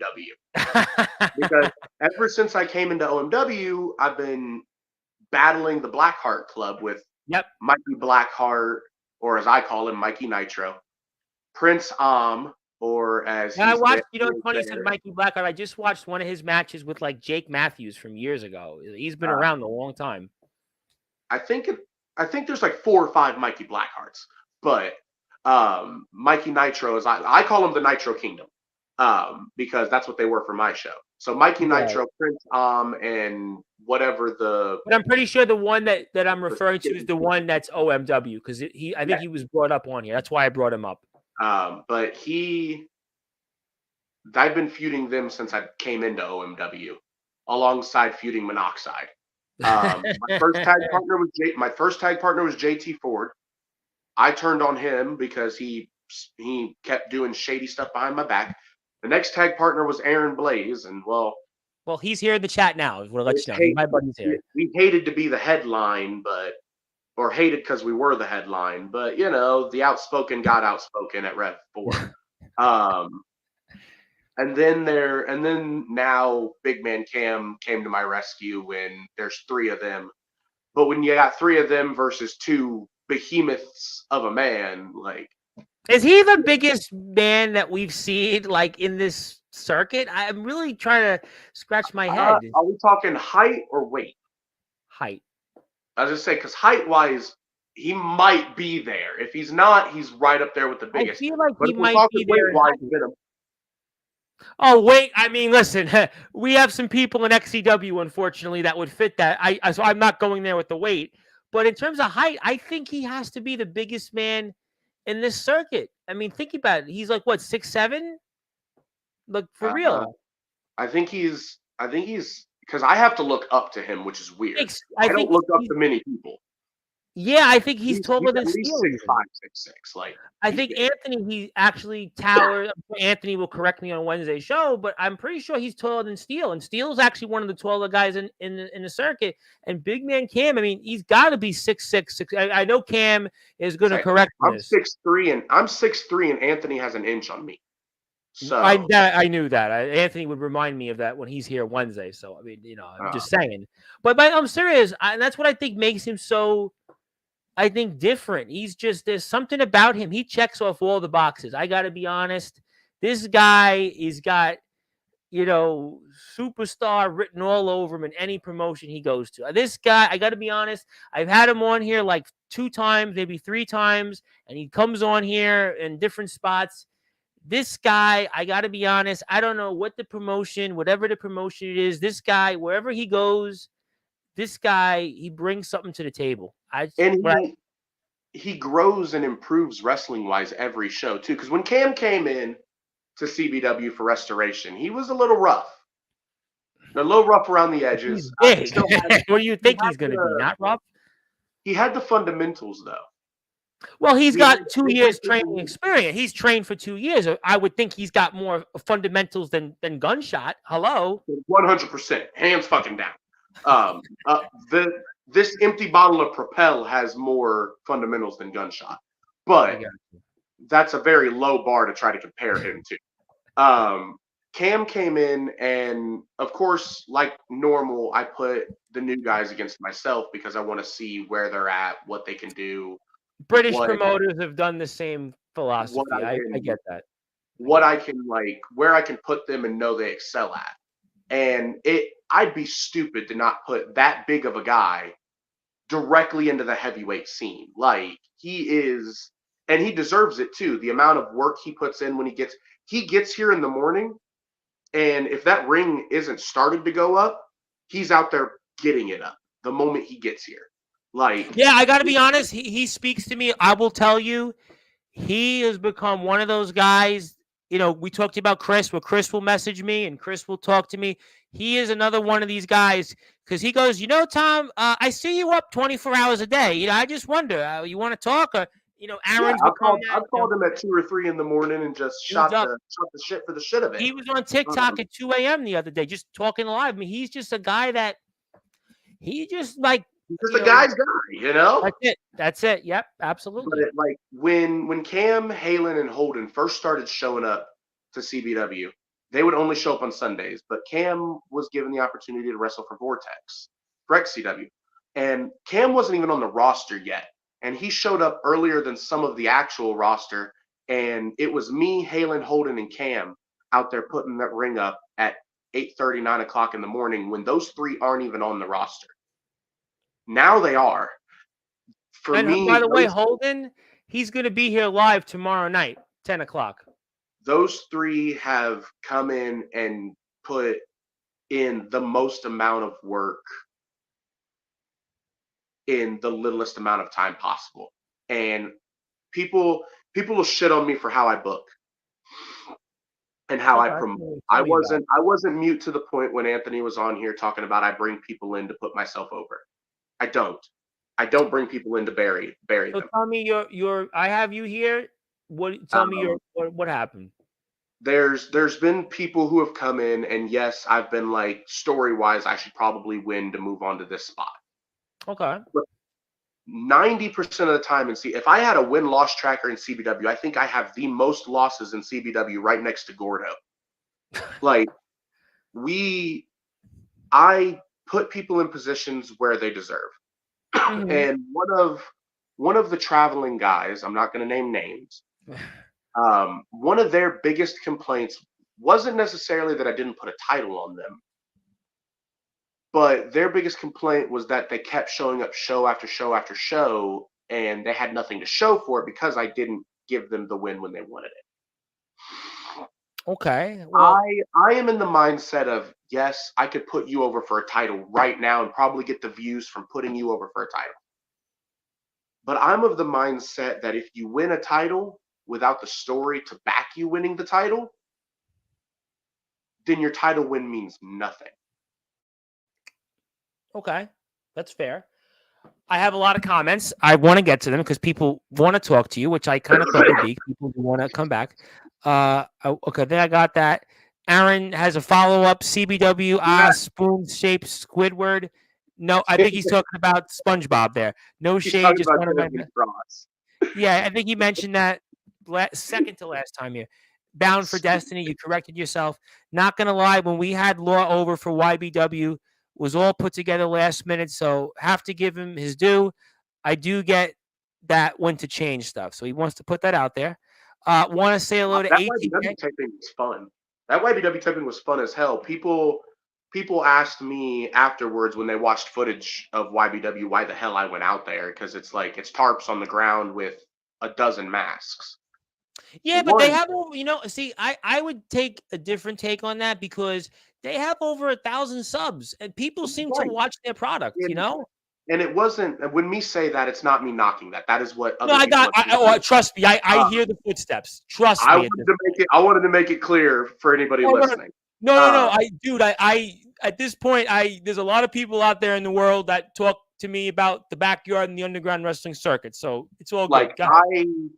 I've been part of YBW for a long time outside of that run I did as hardcore tag team and then the world title stuff with ATK. I was part of management behind the scenes, helping write, helping produce. Like I did that for a year or two before I ever went to Pennsylvania. And Aaron Blaze can correct me on I the only time. know him as Aaron. I only know him as Aaron. I was the YBW owner at one point. Sure, that was kayfabe and on screen, but like I went out there because I owed them a favor. Mm-hmm. They had come out to my show, and I had been doing the GM stuff, but they came out to my show and were doing stuff on my show, so I owed them one. So I went out there, and I had a hell of a lot more fun than I had intended on, because like we sat in the basement, we watched I think it was SummerSlam. Yeah, I think we watched SummerSlam. Mm-hmm. We sat in the basement, watched SummerSlam as a group. It was just a fun time because Okay. It was me hanging out with a group of. Cyrus talked about that when he was here. He talked about that he was watching the Royal Rumble with guys, and that was fun. You mentioned Jack Elton's name. It was a group of guys. It was a group of guys that had fun, and Delta was at one point supposed to go out there with me for that taping. By the way, that's a little peek behind the curtain. He was supposed to be. Well, I mean, it's what it is. There's a lot of things that go on. What can I say? Listen, JX Monoxide was supposed to be at IMF show yesterday, and they talked about it. Some issues there in traveling. So these things happen. What can you do? One of the cameras over there in one of my mini camera bags has vlog footage on it from when I went to Pennsylvania. And one of the points in the vlog, I remember just sitting outside on the tarps in the dark, getting eaten up by mosquitoes. And Blaze's mom walks out on the balcony because the basement's downstairs, so the balcony's upstairs where the kitchen and everything else was, and looks at us, and she's like, "I made spaghetti and meatballs. How much will you guys eat?" And just gives us all bowls of spaghetti and meatballs with garlic bread. And it was just you had it good. If you got garlic bread with spaghetti and meatballs, I'm from Brooklyn, great. So that was a big deal. If you got, when I was a kid, you got a loaf of Italian bread or garlic bread was even more fancy. So, wow, okay, you got treated well there. Forget a hot dog and a handshake. Give me my spaghetti and meatballs with garlic bread and that handshake, and we'll call it even. Okay, all right. I'm fat. The weight of my heart is food. Well, okay, fair play. Well, I have a lot more comments. I want to say hello to ATK for the first time. Another person I have to get on here. I put the XCW Shop Zone link here. And ATK, thank you for tuning in. Thank you for all of your support. And I hope you hit the sub button for me because ATK, I'm trying to get to 1,000 subs. So I'm at Sportzwire Radio 6579. And I definitely will control the platform over to you if you help me get there.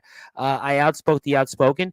You're welcome for doing the heavy lifting for you on that half, by the way. And then we have the emoji there from ATK, in which I recall a whole other person helping you too, taking a handful of credit for a small portion of participation. That's one comment from Aaron Blaze. Hillbilly Tilly wants to put things in a different perspective. Bookers write storylines and book matches. Promoters promote and markets their product. But in backyard wrestling, almost always the owner of the promotion is both. Do you disagree or agree? No, that's pretty fair. Pretty fair. I got to be honest. He's one of figuratively and literally. He's way more fair than me. He is like down the line the most fair man in this circuit, and for a lot of reasons. He's got a lot of experience. I don't know what part of that Aaron Blaze was talking about with the helping hand on half of that. I don't know where that. I don't know where that comment came into. I don't know. So I'm gonna just say that we'll certainly move on to more comments. If you didn't push Law out of the way when I went for the broken arrow, none of that would have happened, and we could have just moved. But you had to protect him, and that almost screwed me. You mind? Oh, I think he was talking about the world title run with YBW. That makes more sense. Okay. CJ Black wants to say, looking good, Fletch. Hope all's well. Well, CJ, like, you got goofy ass glasses. Shut the hell up. Everyone's going after his glasses, and I'm not quite sure what it is. James Taylor was going after him. I think you're going after him now, and yet you also flipped me off and super kicked me after I helped you. He said he's talking back and forth to ATK.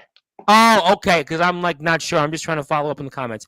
Feels like a cardinal rule is being broken, with to the extent kayfabe is being destroyed. In response to that, I I agree that sure you should keep kayfabe alive as much as possible, but I also come onto these platforms and a lot of times I bounce back and forth between kayfabe and character, but Well, I try to let shows like this be a look at me more outside of the but I tell character. you, well, but it's funny you said that. I just want to say this because I don't, I'm not gonna put myself over in that way, but I think it's pretty obvious though that this platform. I don't want to compare other ones out there. I pretty much mentioned them. You can check them out. God bless you if you want to go for that. But I do want to say this, and I can say this with the utmost, not any one cent of arrogance. This platform has become completely different than anything else out there. This is the one I would say that I would agree with you to some extent. But this place here has become totally different than anybody's. I really think that this has become the place. If you want to talk, whether it's in the character, not in the character, I think here people come and look at things in a different light. So I think you can take it for whatever you want. It's not me referring to myself in any way possible. It's the user and the person how they see it. And I think you see it each and every day from when you first came here to when you were last here, not counting the cameos, to where we are now. There is no question that this has become totally different. And I'm going to say the name: Shooting with the Saint, Wired Up, whatever the Silver Wolf show is called at this point, whatever the, even James's show, Inside the Ropes, they're great. They don't do them as frequently, but all the other shows that are out there that might be in this particular genre or whatever you might want to call it, they are not this. When I say that, not putting myself over that way, they're not this, because this is the only one that people do from all over want to come and look to see. And maybe you're right in a sense. Maybe people don't want to see the kayfabe, but they do want to see the people here. They want to see that visual. They want to be able to see that connection. For example, Aaron Blaze was here, and at like 1:30 in the morning, 20 people were watching live. Delta was here 2 o'clock in the morning last month. Like 24 people were watching live. Ledger Shade, you could say whatever you want about Ledger Shade. He chose to make his first ever interview. He chose it here. He chose to come here. I just think it's a totally different dynamic. Osiris chose to come here. Austin G was here. I mean, like it's a totally different thing. But let's move on because I don't want to turn this into that. I want to turn it into the people because you built the platform. Nothing I haven't been heard from, boys. I ain't offended. Damn it, Dale, not my government name. It was SummerSlam. Sorry. I'm just catching up. Yet you fell asleep during the main event. That's how boring the main event of SummerSlam was. I'm sorry. Well, some SummerSlams do shit the bed. You're right. My mom's a good cook when the smoke alarm doesn't go off 19 times. Well, I'm not going to comment on anybody's cooking because, like I said, I grew up, I grew up in Brooklyn. I grew up with a lot of people that did cook spaghetti and meatballs. And I know she is. CJ Black on the mom. I did indeed hit the subscribe button. Thank you so much. I'm getting one step closer to that 1,000 and you controlling the platform. And ATK, we got to have a conversation. I got to get you on this platform soon. CJ's in the house, the UWA champion. I hope he's doing well. I'm sure you heard last week he's on the shelf for a little while. So hopefully you maybe can give him some good tips on getting healthy. And he was here about a month and a half ago. He was here too, CJ. And he's become another friend of the platform, another friend of the show. My little brother making moves. Well, he's really not so little, though. He's my little brother, though, okay? Okay, Big Chungus. Sorry, CJ Black, same thing. I don't understand. Okay, we're going to move on from that. Tom is right. There's a reason why we're in prime time and not the mid-market. People here care about what we say and do, and we feel people great what we do, not sit and contradict. Okay, I have something I want to present to you before I talk about Supernova 3 for a few minutes. There's a reason why, because you have a connection to that. And I want to pull it up on the screen, but I did want to give you something. I obviously know it's been a while. I know there's been a lot said, but I know that, I'm going to take this off the screen. Let's take this off the screen and put this back on the screen because there is something that I would like to present for you because it's been a while since you've been here. And I want to do this since you obviously have been somebody that, we've always enjoyed speaking with. And only if you insist, I'd like to present you something. Only if I have to ask it formally, but would you like me to present something to you on the screen? It's your show. Go for it. Well, it's gonna probably add something to your Instagram story or picture, whatever you post. But congratulations, because on this day, July 21st, 2024. It has been acknowledged as Jaxsin Law Day in all Sportswire Radio platforms. YouTube at Sportswire Radio 6579, Twitch at Sportswire Radio, X at Thomas Price 2017, Facebook at Sportswire Radio, TikTok at Sportswire Radio, Tumblr at Sportswire Radio, sportswireradio.org, and also Instagram at the Sports Report 2021. Congratulations. I'll send That's awesome. Thank you. Yeah, that's amazing. I'm going to print that out and put it up with my certificate when I get a printer. Well, Justin Parsley, I'm sure you've seen, has 4 different ones by now, and he's made it into he's trying to be the Ric Flair of Hall of Fame. So, you got Justin Parsley to compete with, Yeah, good old JP. What can I say about Have you noticed that Justin Parsley, by the way, is starting to get gray hair? Have you noticed that the pressure is really getting to Justin Parsley these days? He's had gray hair. Oh, I think it's much more noticeable now, though. Oh, yeah. He's getting old. Well, you know what? That might be so. That certainly could very well be true, but obviously we'll certainly say... He's still got game, though, so game is game, so... Yeah, he's got game, but trying to... I won't ask you any of that. Keep talking, CJ. There's a reason you backed off when I took out Delta, because I would have laid you out the same. Okay, there's something I want to bring up before I get to this Thursday show on XCW, and the reason I want to bring it up, I want to put this on the screen, because I know you still have sort of a role in this, and Anthony Arias was here on Sportswire a couple of weeks ago, is that we have Supernova coming up. And also, you are obviously going to accept the induction of none other than Mr.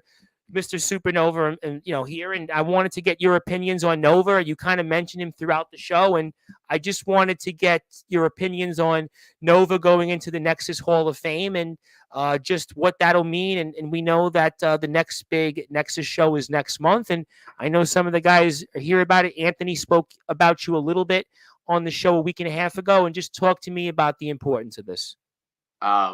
Nova created HCWE, which was the first company that I wrestled for outside of my own. Granted, it was just me filming matches and sending them to him because I couldn't travel to Chicago. But Nova was the first person to get me connected with people outside of my own show and give me an opportunity to go onto a different channel and put my name on a different channel entirely, winning the Anarchy Championship. And what happened to him was awful. Yeah, we spoke about it last year, and Anthony was here, and I've had CJ Juntspin here, a lot of the Nexus, Ace Reed, we spoke about it then. Yeah, I mean, horrible, absolutely awful. He was one of the first companies to join the Nexus with VCW. 3 years ago, yep. Obviously, VCW is kind of taking a backseat right now because of lack of filming time. Sure. It's not very well publicly known, but I run VCW now. Because Nova's gone and I was the last remaining champion. So that dedication went down to me. That's why it popped up in Tennessee for a little bit and I feuded Chase and all that. But every year at Supernova, I've been in the main event as a tribute to Nova, wrestling in the main event of his tribute show. The first year I wrestled Sullivan. The second year I wrestled JX and Jack Delta in a triple threat match. This year I wanted to embody Nova's spirit in a different way and give someone else the opportunity that he gave me. So instead of me being in a match and being on the main event and taking that spotlight away from somebody else, I opted to step back from it and give somebody else that main event match and let somebody else from a different company show themselves off in honor of Nova, in tribute to him for the 3rd annual Supernova. And that's not saying I won't make an appearance on Supernova, because like you said, I'm accepting his Hall of Fame induction for him. That Hall of Fame induction is going to immediately precede the main event. So it's going to go his Hall of Fame induction and then the main event of Supernova 3. And other than maybe Gunshot, I don't think there's another person that should be taking that award. And when I was asked to do it, I immediately said yes. There wasn't a second thought in my mind, despite my issues with with Anthony Aries over the years, A and lot of people have their, their my opinions for my sure. my opinions of him and his show and everything else throughout the years, and the my opinions on the Nexus. It's no stranger. I was one of the founding fathers of Infinity, Yep. which was a collective much like the Nexus, but we were trying to be better than the Nexus, and we were trying to do something different. Yeah, But I mean, listen, the it Nexus. was a confusing thing at the time. Yes, and listen, Delta was here, and he had a lot of things to say about the Nexus, and Aaron had said a little bit about it, and I don't want to regurgitate that because I think it's what I it like is. I like the idea of the collective of groups working together. I said the same thing. I say it all the To put time on here. one show like that. I think it does embody the idea of all wrestling matters. And Yes, that's something that's 100%, huge in this 100%. platform. That's one of the reasons I loved the idea of Summer Bash was a bunch of different people from a bunch of different companies getting together and doing one Yeah, a show. lot of people, a lot of companies took part in it. Absolutely, no question about it. And I called CBW a long time the melting pot of backyard wrestling because I'm I also called myself a dream match booker because I didn't care how I had to do it. I was willing to bring anybody in to put them against anybody that they might want to see. The Anthony Steeles, the Jack Deltas, the Jake Howells, the Corey Aaron Lee, Blaze, yep. the Aaron Blazes. Like I bring them in. D'Angelo the Flames now become the next generation of that. You throw him in, he's the next Right. generation. If I could bring D'Angelo LaFame in, I would in a heartbeat. Everybody wants him. Talent through the roof. But when I ran UAW, my original company, alongside Nyko Vibe, we had a show called War Games. Yep. And War Games 2, the remix was our WrestleMania. War Games was our WrestleMania because at the time, WWE didn't use War Games. I didn't know War Games was a thing in WCW. Stupid idea from stupid creative. But we did War Games 2, the remix. And we had the pre show, which had 4 separate companies showcased. It was CBW when it was under the Gunshot era. It was BYW, which is Thomas McAtee's company. Yes, Thomas McAtee, who was here on Thursday, who was it had UAW and it had CXG on the pre-show, and then we come over to the main show and we also had 5 or 6 different companies total, with UAW being in between each. We had the BWO on there, which I don't know if you know that name or not. Yes, I have heard the BWO. Yes, Puerto Rican Prince and all of them. Yes, I definitely know the Puerto Rican Prince. Yes, I do. Yes, they were amazing to work with, and that is the same thing that Aries is doing with the Nexus, and having all the different companies send in matches. And the only difference was I opted to edit it a little bit more and put commentary over it and make it a show versus just putting all the matches together and uploading them for the sake of putting all the matches and together. putting a logo. And yeah, listen, I definitely know what it is, and they work with the platform, and they've been very gracious, and I really don't want to say what it's nothing against the Nexus. Like I said, I love the idea of the Nexus. I just think execution versus ideology are 2 separate things. Well, I think the one thing that I will say that I do vehemently disagree with is that I do not think that 80% of the backyard and underground wrestling circuit is toxic. Listen, I'm here every night, right? And I tell people all the time, you can take this for whatever the way you want. I am basically your filter. I come on here. There are guys that come on here, and some of them go over really well. Other people, like Aaron Blaze would say, a high ratio. Extremely high ratio, because I'm here every single night. I think it's completely unfair to say that 80% of everybody is a good 40-50 maybe. I think 40, if you want to go there, I could live with it, but I think 80% is just way too, because it's like you're telling every company and every guy that works everywhere, even if you have disagreements with people and companies, you are telling that those guys are that too, and you can't paint everybody with a broad brush. Listen, I've learned in my life that you never paint everybody with a broad brush, and that's the one thing I will say that I disagree with, because I'm here every night. I tell people all the time, you've traveled, guys like you would understand this. Aaron would understand this. I think Chris Jones, who's back in the chat, James Taylor, these guys, the veterans, Delta. I deal with as many people as you guys have dealt with because I'm here every night. I think it's unfair to say everybody's toxic. Nobody wants to do anything. I think I think it's unfair. Listen, I don't want to spend a more day on it, but it's really, I think that's unfair. That's all I want to say on it. I think it also has to play into the fact that when people come on here, they don't come on here as their true forms most of the time. You have your select few who come on here and are blunt and to the point. Your Anthony's, your me's. You've got people who Delta has become that now. Yeah, you come on and they come on and they tell you how they feel about things, much like myself, Anthony, Delta, yourself included. Oh, yes, I have.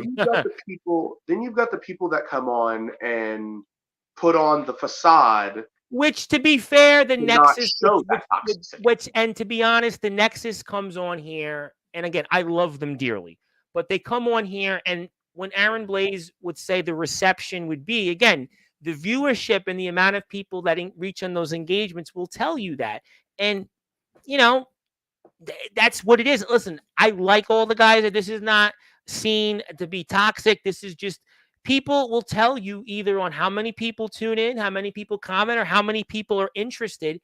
And, they come on and there's kind of like almost a disconnect from what the community really is. And they do play into that. I mean, I think people look at it and they're here and it's like they move on. They're probably, with all due respect, they're probably the lowest viewed segments I have on YouTube are Nexus members, with the exception of like Arius coming here the first time and Ace Reed, because Ace Reed, though, has interviewed people, and Ace Reed is, I love Ace Reed. But like the point is that I think there is a lot of great things in the Nexus. They've had a lot of accomplishments. They're always welcome here, but I think that there is, they come on here and it's like WCE and the Nexus are like, to me, in terms of like stuff I enjoy the least,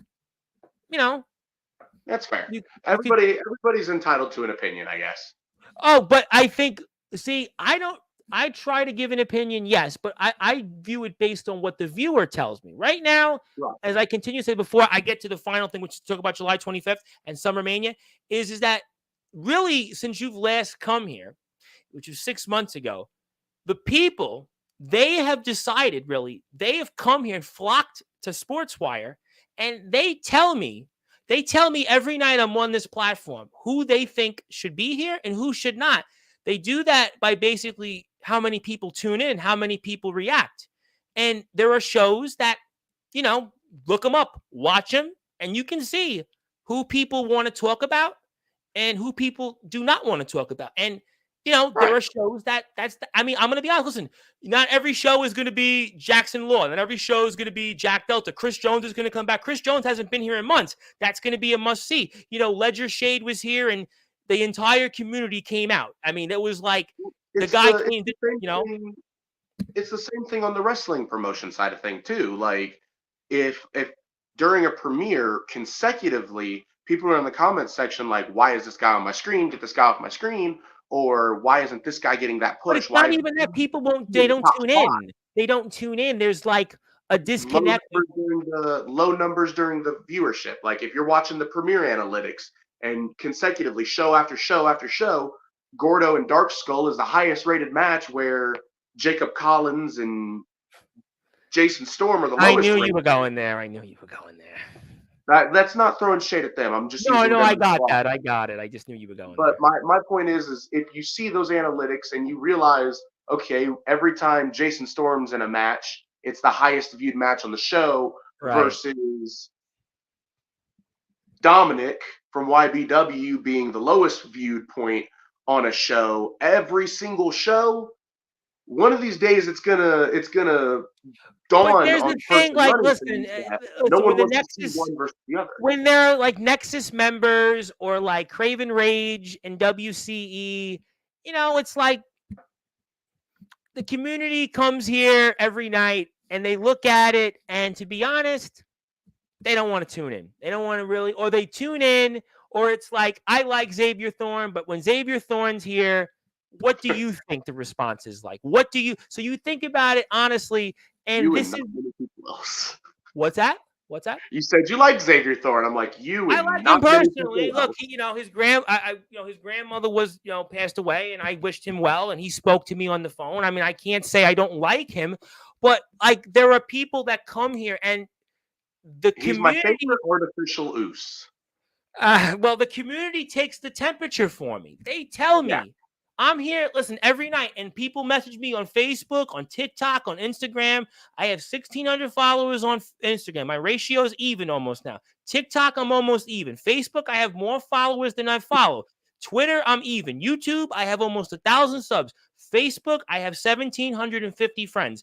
I have people that tell me every night what I should do and who should I have come on. So I just take the temperature from the community. Let me get to some comments before I get to the final act of the show. Let me see here. Other than the Stone Cold jokes, I have a real question for you, Law. Your honest to God thought on me as an individual, as an owner of ROW. Honestly curious and would like to know. I think you as an individual is fine. I've never had an issue with you as a person. I think your promo side of things, Stone Cold jokes aside, like, I think your promo side of things have helped aid certain characters and certain stories to develop. Okay. Like, let's be real. Anthony Steele in TBW probably wouldn't have been as big of a deal had he not had the story with you to do it. As far as the owner of ROEW, not gonna lie to you, I don't watch product hardly at all anymore. You're busy with your own. I understand. Totally Like, understand. I don't even watch my own. Like, I upload it and then I have someone else watch the premiere while it's premiering. Like, half the time I don't, because you can only see the same thing so many times. Right. I understand. Listen, like, before Delta and Blaze, the last thing on ROEW I watched was Black and Delta. Okay, that's 6 months ago, 6.5 months ago. Okay. Like, that's how much of a disconnect I have. Gotcha. No, listen, I understand that. That's, understandable. Now, I did see Jacob Collins get screwed out of the world title. Yeah, okay, that was a few months ago. I have gray hair and I'm 19. Wow, okay. I have gray hair and I'm 24. Like, well, then I am older than both of you, and it's it's different stress levels in life. I see.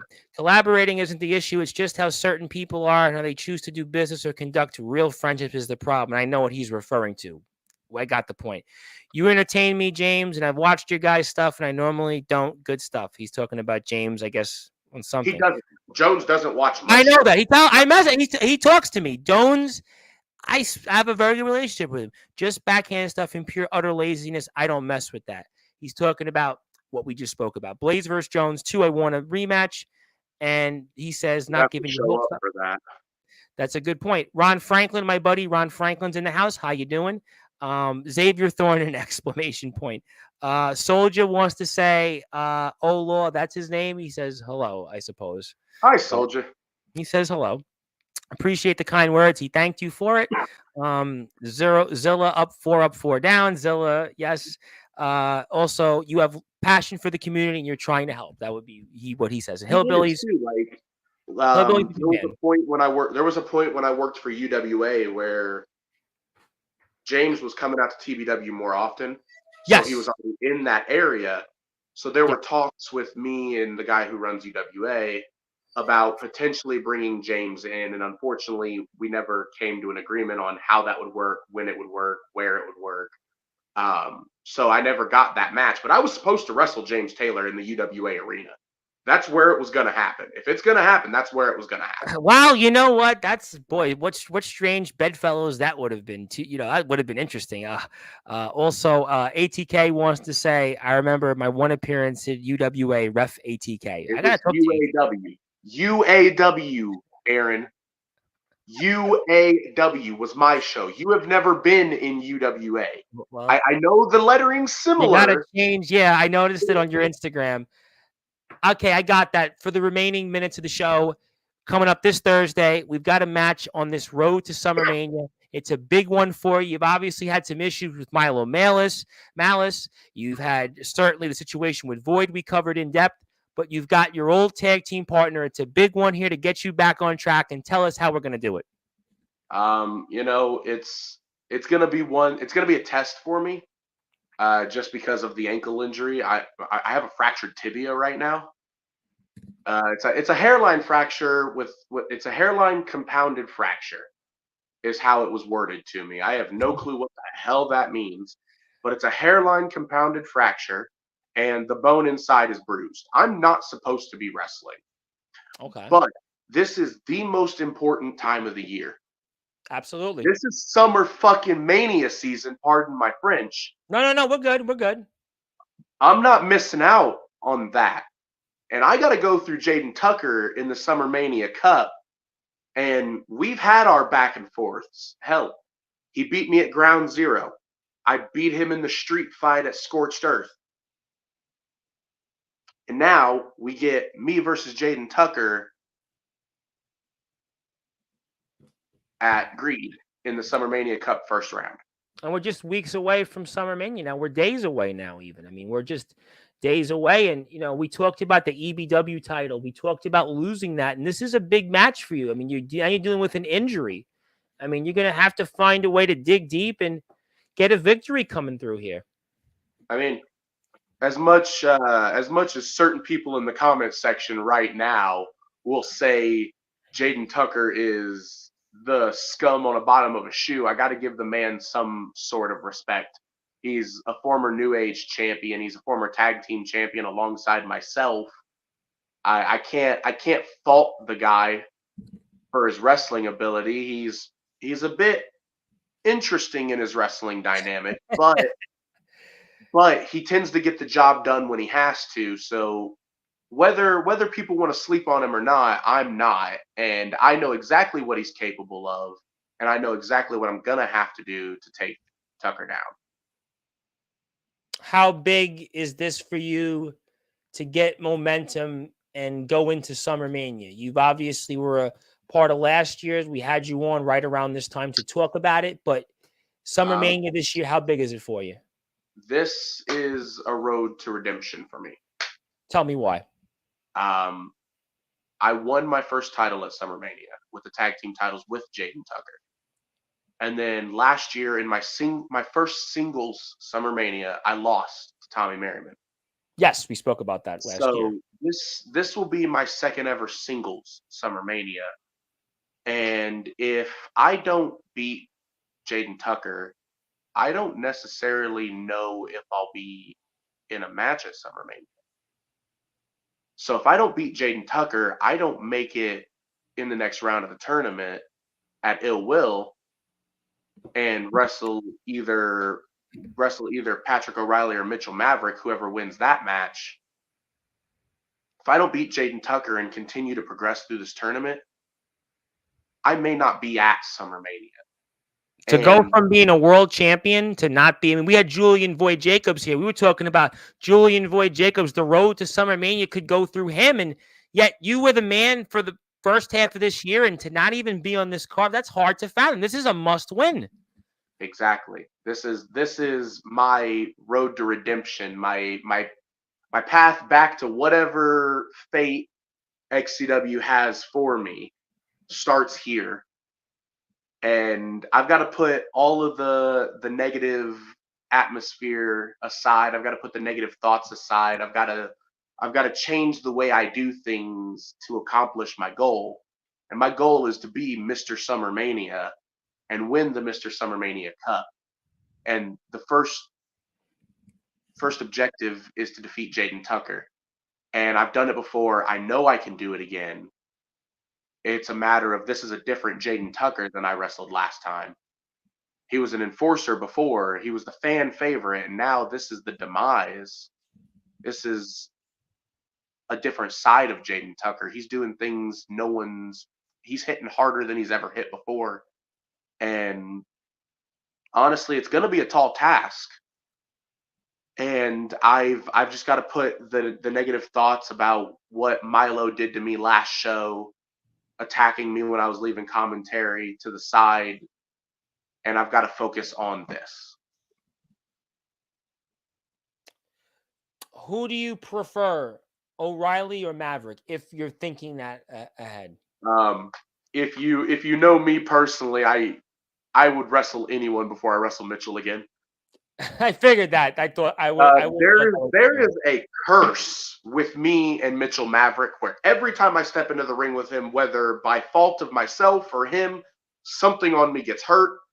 I could wrestle Pat any day of the week and probably get a better match out of him than anybody else can.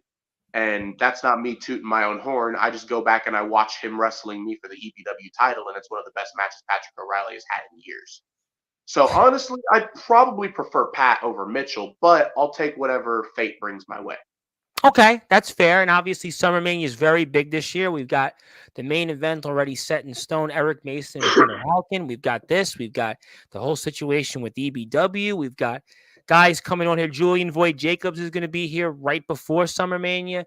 Brogan O'Shea is going to be here in 2 weeks. I mean, we've got a lot of coverage. Justin Parsley practically lives here. And Holden Holloway is here tomorrow night, 10 o'clock Eastern time. A lot of XCW coverage ahead. And Chris Jones is here September 7th, 9 o'clock Eastern time. And let me get to some comments. I got a couple of announcements here before I get to closing thoughts here. Okay, he said, Rev 5, everyone switch roles. I meant UAW. I'm tired. You're forgiven. You're forgiven because ATK, breaking news. That's the first of 2 breaking news. ATK is going to be here live August 10th, 8 o'clock Eastern time. He makes his debut to Sportswire Radio. There you have it. You show up like Joe Hendry. Say his name, he appears, and ATK is going to appear live on Sportswire Radio for the first time, and that's going to be one for the ages. 4, not 5, and I wouldn't even count that as an appearance. He's talking about that now. Law, is it worse than taking a knee strike from me? And he laughs with the dead thing here, and he's still tired. ATK is tired. We're not going to talk about the knee strike that was only a thigh slap to make the noise. Eddie said barf tuck nut. I don't know what that reference is. He doesn't like Tucker. Oh, I see. Okay, I was like, where am I going here? His control is the true demise of himself, ladies and gentlemen. His cholesterol and Hillbilly Tilly just said what, and not in James Taylor style. Those who know. And also here, okay, before I move on to a few things, I also want to make my announcement here. Next Monday, 5 o'clock Eastern time, I have a big one, and I'm going to be announcing all week on Sportswire Radio. Why is it big? Because he is really, let's just say, Tarzmanian devil. And I'm talking about, who could I be talking about as a matter of fact? Well, prime time, the brightest lights, the biggest stage starts a little early on Sportswire Radio next Monday, 5 o'clock, because there's some guy I'm sure most people have heard of named Tarzan Duran. Tarzan Duran is live next Monday, 5 o'clock Eastern time on all Sportswire Radio platforms. Tarzan Duran is here.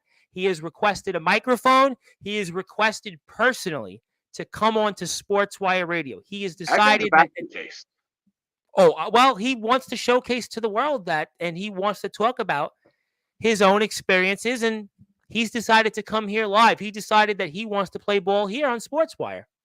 That guy's a basket case, but he is genuinely really good in the ring. Like, really good. He actually teaches at CZW. I follow him. And I'll tell you, you know who he just wrestled not too long ago before he went to WWE? You heard of a guy, Jacob Fatu, right? You heard of him? Yep. He wrestled him right before he went to WWE. Not bad, right? That's something you can hang your hat on. And he's got a lot to hang his hat on. He's even doing music, but he's going to be here also tomorrow, 5 o'clock Eastern time. Eddie Exile is going to be here. Holden Holloway, 10 o'clock. Before I get to closing thoughts, is there anything else that you'd like to discuss before we move on tonight? Not really. I mean, okay. I thank you for that. That's honestly really cool. I've never really had a day of my own like that. Well, I gave Delta the day before he was in the Hall of Fame. He was like, wow, it gave me a day. And I gave Blaze a month, so I gave you a day. So I thought, let's give you a day. You know. So the outspoken together have a month and a day for Sportswire. Let's go. Well, there's more ahead, I'm sure. There's more ahead. You know, I wanted to give you this. And I think it's good to have you back. I think it's, XCW's in the fold. It's good. Brogan was here. We had a great conversation. Void was here. Holden Holloway made a cameo. He's back here tomorrow. I mean, we've had a lot of good stuff ahead. Chris Jones is coming back. I'm very excited about that. Just a lot of stuff here ahead. I want to give you the floor. I want to give you some closing thoughts and anything else you want to plug, share, or say. And the floor is now yours. I know there's a lot of people who have come on recently that aren't too fond of me. I'm one to try and patch things and rebuild bridges that may have been burned or even scorched, not necessarily I burned. think, well, you know what? I brought you here tonight to do that. I brought you here back personally, right? I brought you back because I want to mend bridges for people. Now, I can't speak for, I think, certain names you're referring to. I think I have an idea of those names. Now, I can't obviously put a gun to anybody's head, and I would never do that, but I can tell you here personally, I want you here. I want you on my team, and I want everybody on the team because you are a part of a lot of history here. You are a part of a lot of things at the end of the day that I think are very important to discuss. And I think that really you should be here as much as you'd like to be here, just like anybody else. But there's been more recently a lot of shade thrown towards me and certain people I call my friends. Okay, talk to me. I think that people shouldn't be. I know a lot of people say you're judged by the company you keep. Okay, go for it.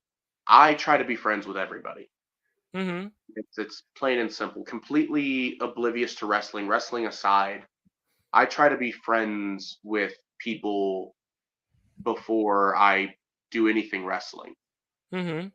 Jack Delta, I was friends with Kyle before I showed up in TWF. Aaron Blaze, I was friends with Eamon before I showed up in YBW. Kurt Adams, I was friends with Thomas before he showed up here. Like, there's points in this life where you have to just realize that it's not all about a show. And it's not all about being enemies with people or friends with people or it's just about being people. Right. And sure, sometimes people say things and whether it gets misconstrued or fed through the wrong filters and heard a certain way. But if I've offended anybody by anything I've said tonight, please don't go running your mouth to other people and playing giant games of telephone. If you have an issue with me, talk to me so we can figure it out. That's the only way stuff gets put out properly. I agree with that. I've said things in the past, and I've admitted to my faults. Dude, I'm here. I tell you what, I'm here every night, and there's a lot. I've said plenty of things. Listen, I'm here every night. You're lucky. You don't have to be here every night. I'm here every night. Sometimes there's people that listen. There are people. I bring TBW guys on here, and some people don't like I bring TBW guys on it. Some people didn't like when I talked about DBW. Some people, don't like, when I said things about WCE. I mean, there's just. That's how, it is what it is. The best thing you can only do is go forward. I tell people all the time, the past is the past. The only thing you can do is you're here in front of me now. And I consider it, like, for me, at least, I can't speak to anybody else, that I'm happy you're here. Everything is good. I think the last month, I feel a lot better about a lot of things, at least in the company that you may associate yourself with. I think a lot of that is credit to, a lot of guys, yourself included. Justin Parsley, I think, if I could say, has done a great job with that. I think Brogan O'Shea has been key. Julian Void Jacobs. I think guys like Chris Jones, a lot of guys, Big Man Cam, I like to give him actually a little bit of praise because Big Man Cam is an XCW. Remy Ravage. There's a lot of people that are fans of the platform and they want to be here and they want to talk about the company. And I think that we have done a really good job of doing that. And I think everybody seems to be pretty happy. I think we all know who I'm talking about when I say the friends I keep that people are running their Well, mouth I at. mean, I think there We is know an who opinion of that.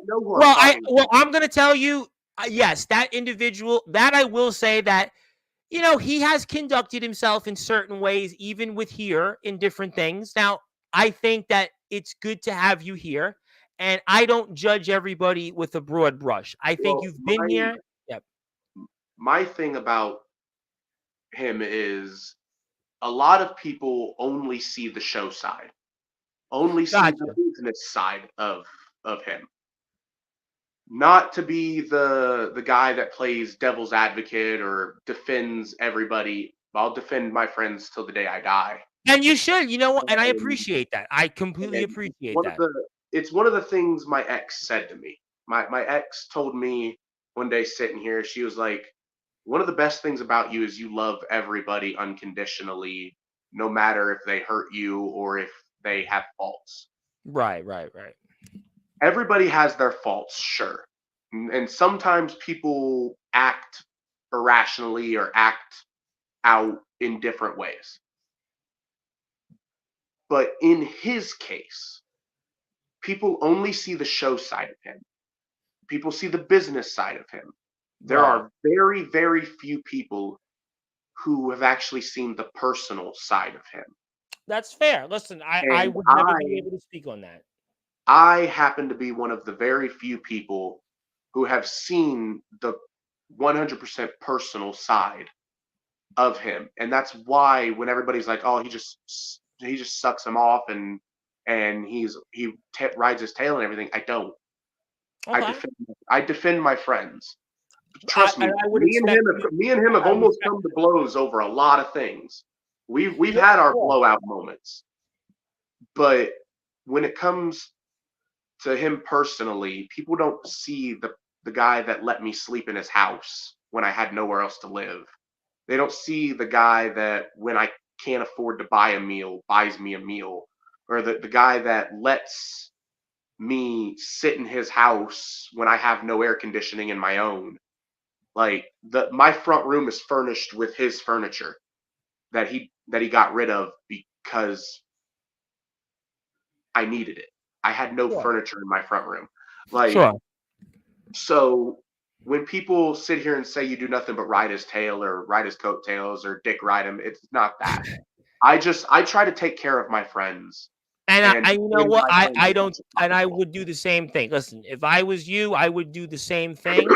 And I appreciate that you came on here tonight and you're even honest saying, listen, he's done a lot for me. He's gone out there and helped me. And listen, I would do the same thing completely. Now, I can't speak on behalf of anybody. I only speak on behalf of me. But if I was in those same boots, yeah, you better believe I would be riding and dying on the hill vine for something like that. I mean, if somebody did that for me, I mean, look, I've been very fortunate in life. I have not needed that. But if I was in that predicament, sure, absolutely. I would definitely, go to bat for him. And I think there's a lot of guys in the company that I'm sure would say those things and they appreciate what he's done.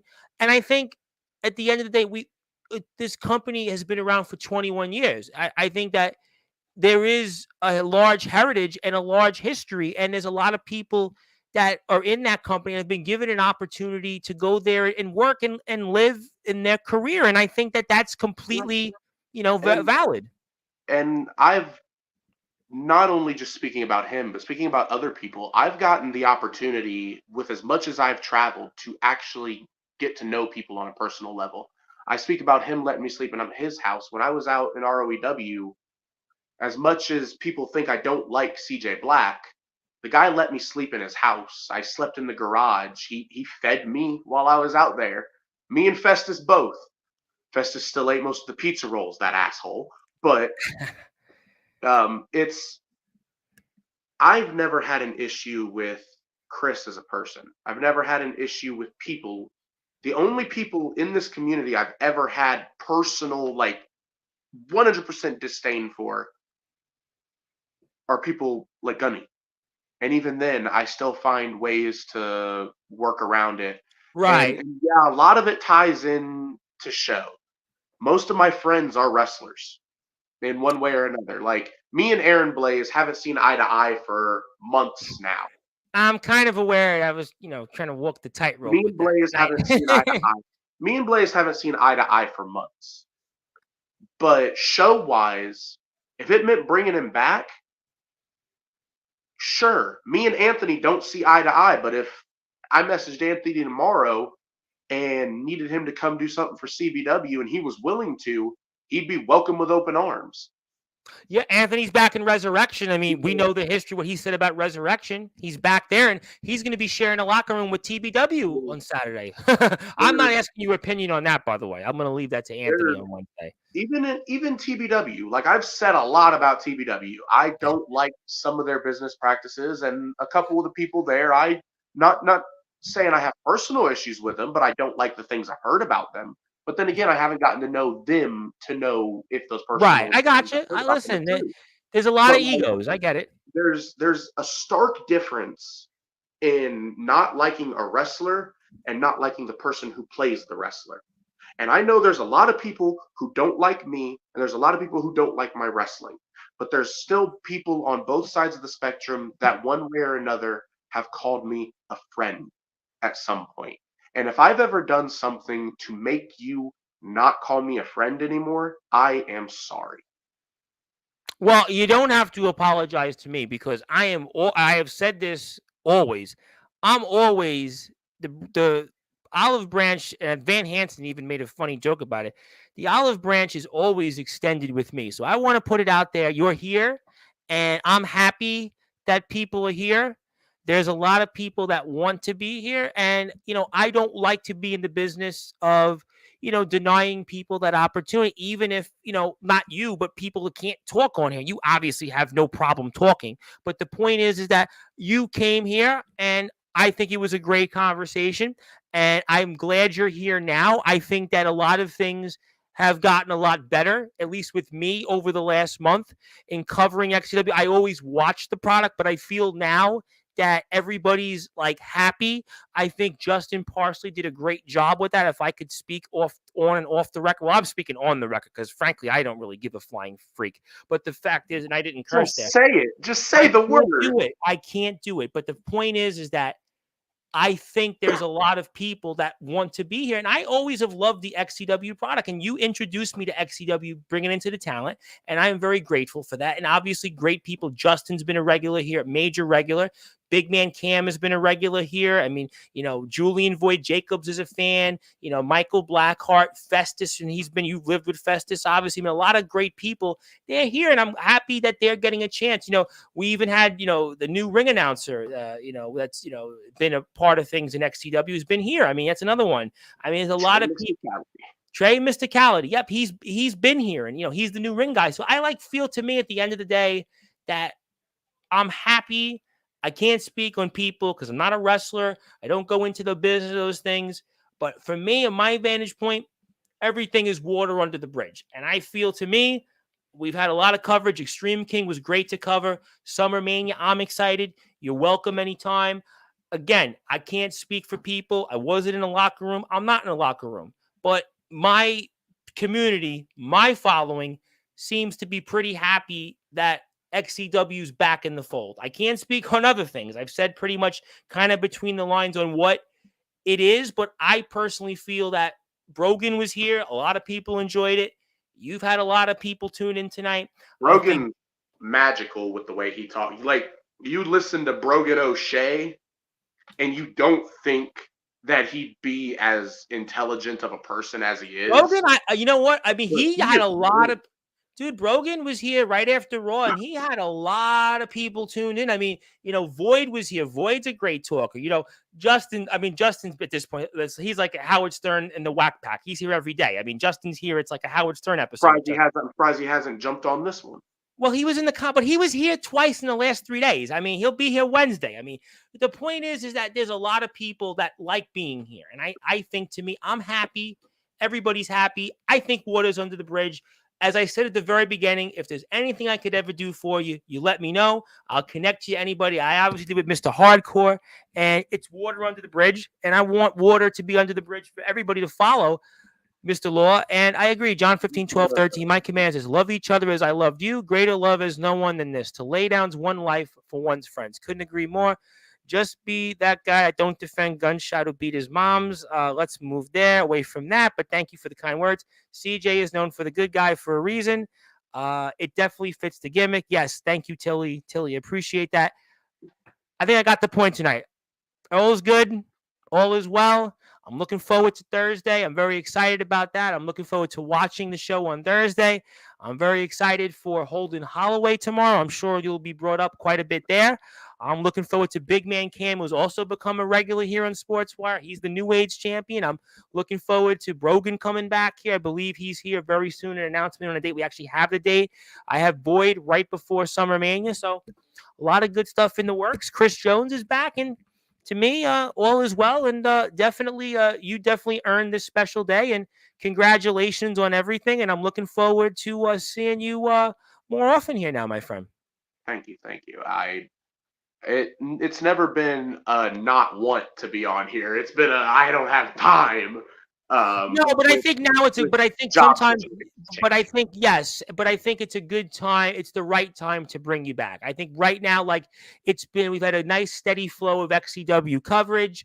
I think that there's been a nice steady flow of interviews.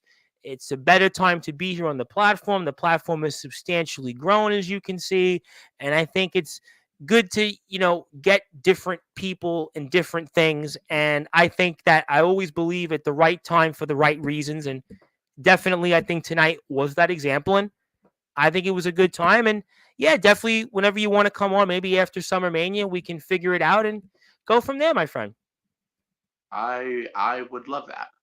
Well, I would love it too. It makes two of us. And that is, of course, the one and only Jaxsin Law. It is his day today. He'll be in action coming up this Thursday for our friends over at XCW. They have a huge show ahead. I'm looking forward to watching it. Greed. It'll be on all XCW platforms in the links below. I actually have one more time for those that are listening and watching all those great links. You want to buy some merchandise, you want to hit that sub button, follow, whatever it might be. Go support XCW. Get the Law merchandise. Definitely it helps. And I'll have more XCW coverage tomorrow, 10 o'clock Eastern time. Holden Holloway, emerging star in XCW, former ALW world champion. I'll also be back here at 5 o'clock Eastern time tomorrow with Eddie Exile. My name is the Reverend Tom Bryce. You have voice figuratively and literally all wrestling matters. If you're on Sportswire Radio, you're going back to your regular scheduled programming. And I want to thank everybody that's tuned in on Twitch, X, the Promo Wrestling Federation YouTube page, LinkedIn, and more. And I want to thank everybody that's commented. And good morning, good afternoon, good evening, wherever you are. On the number one global radio station that is Sportswire Radio, where all wrestling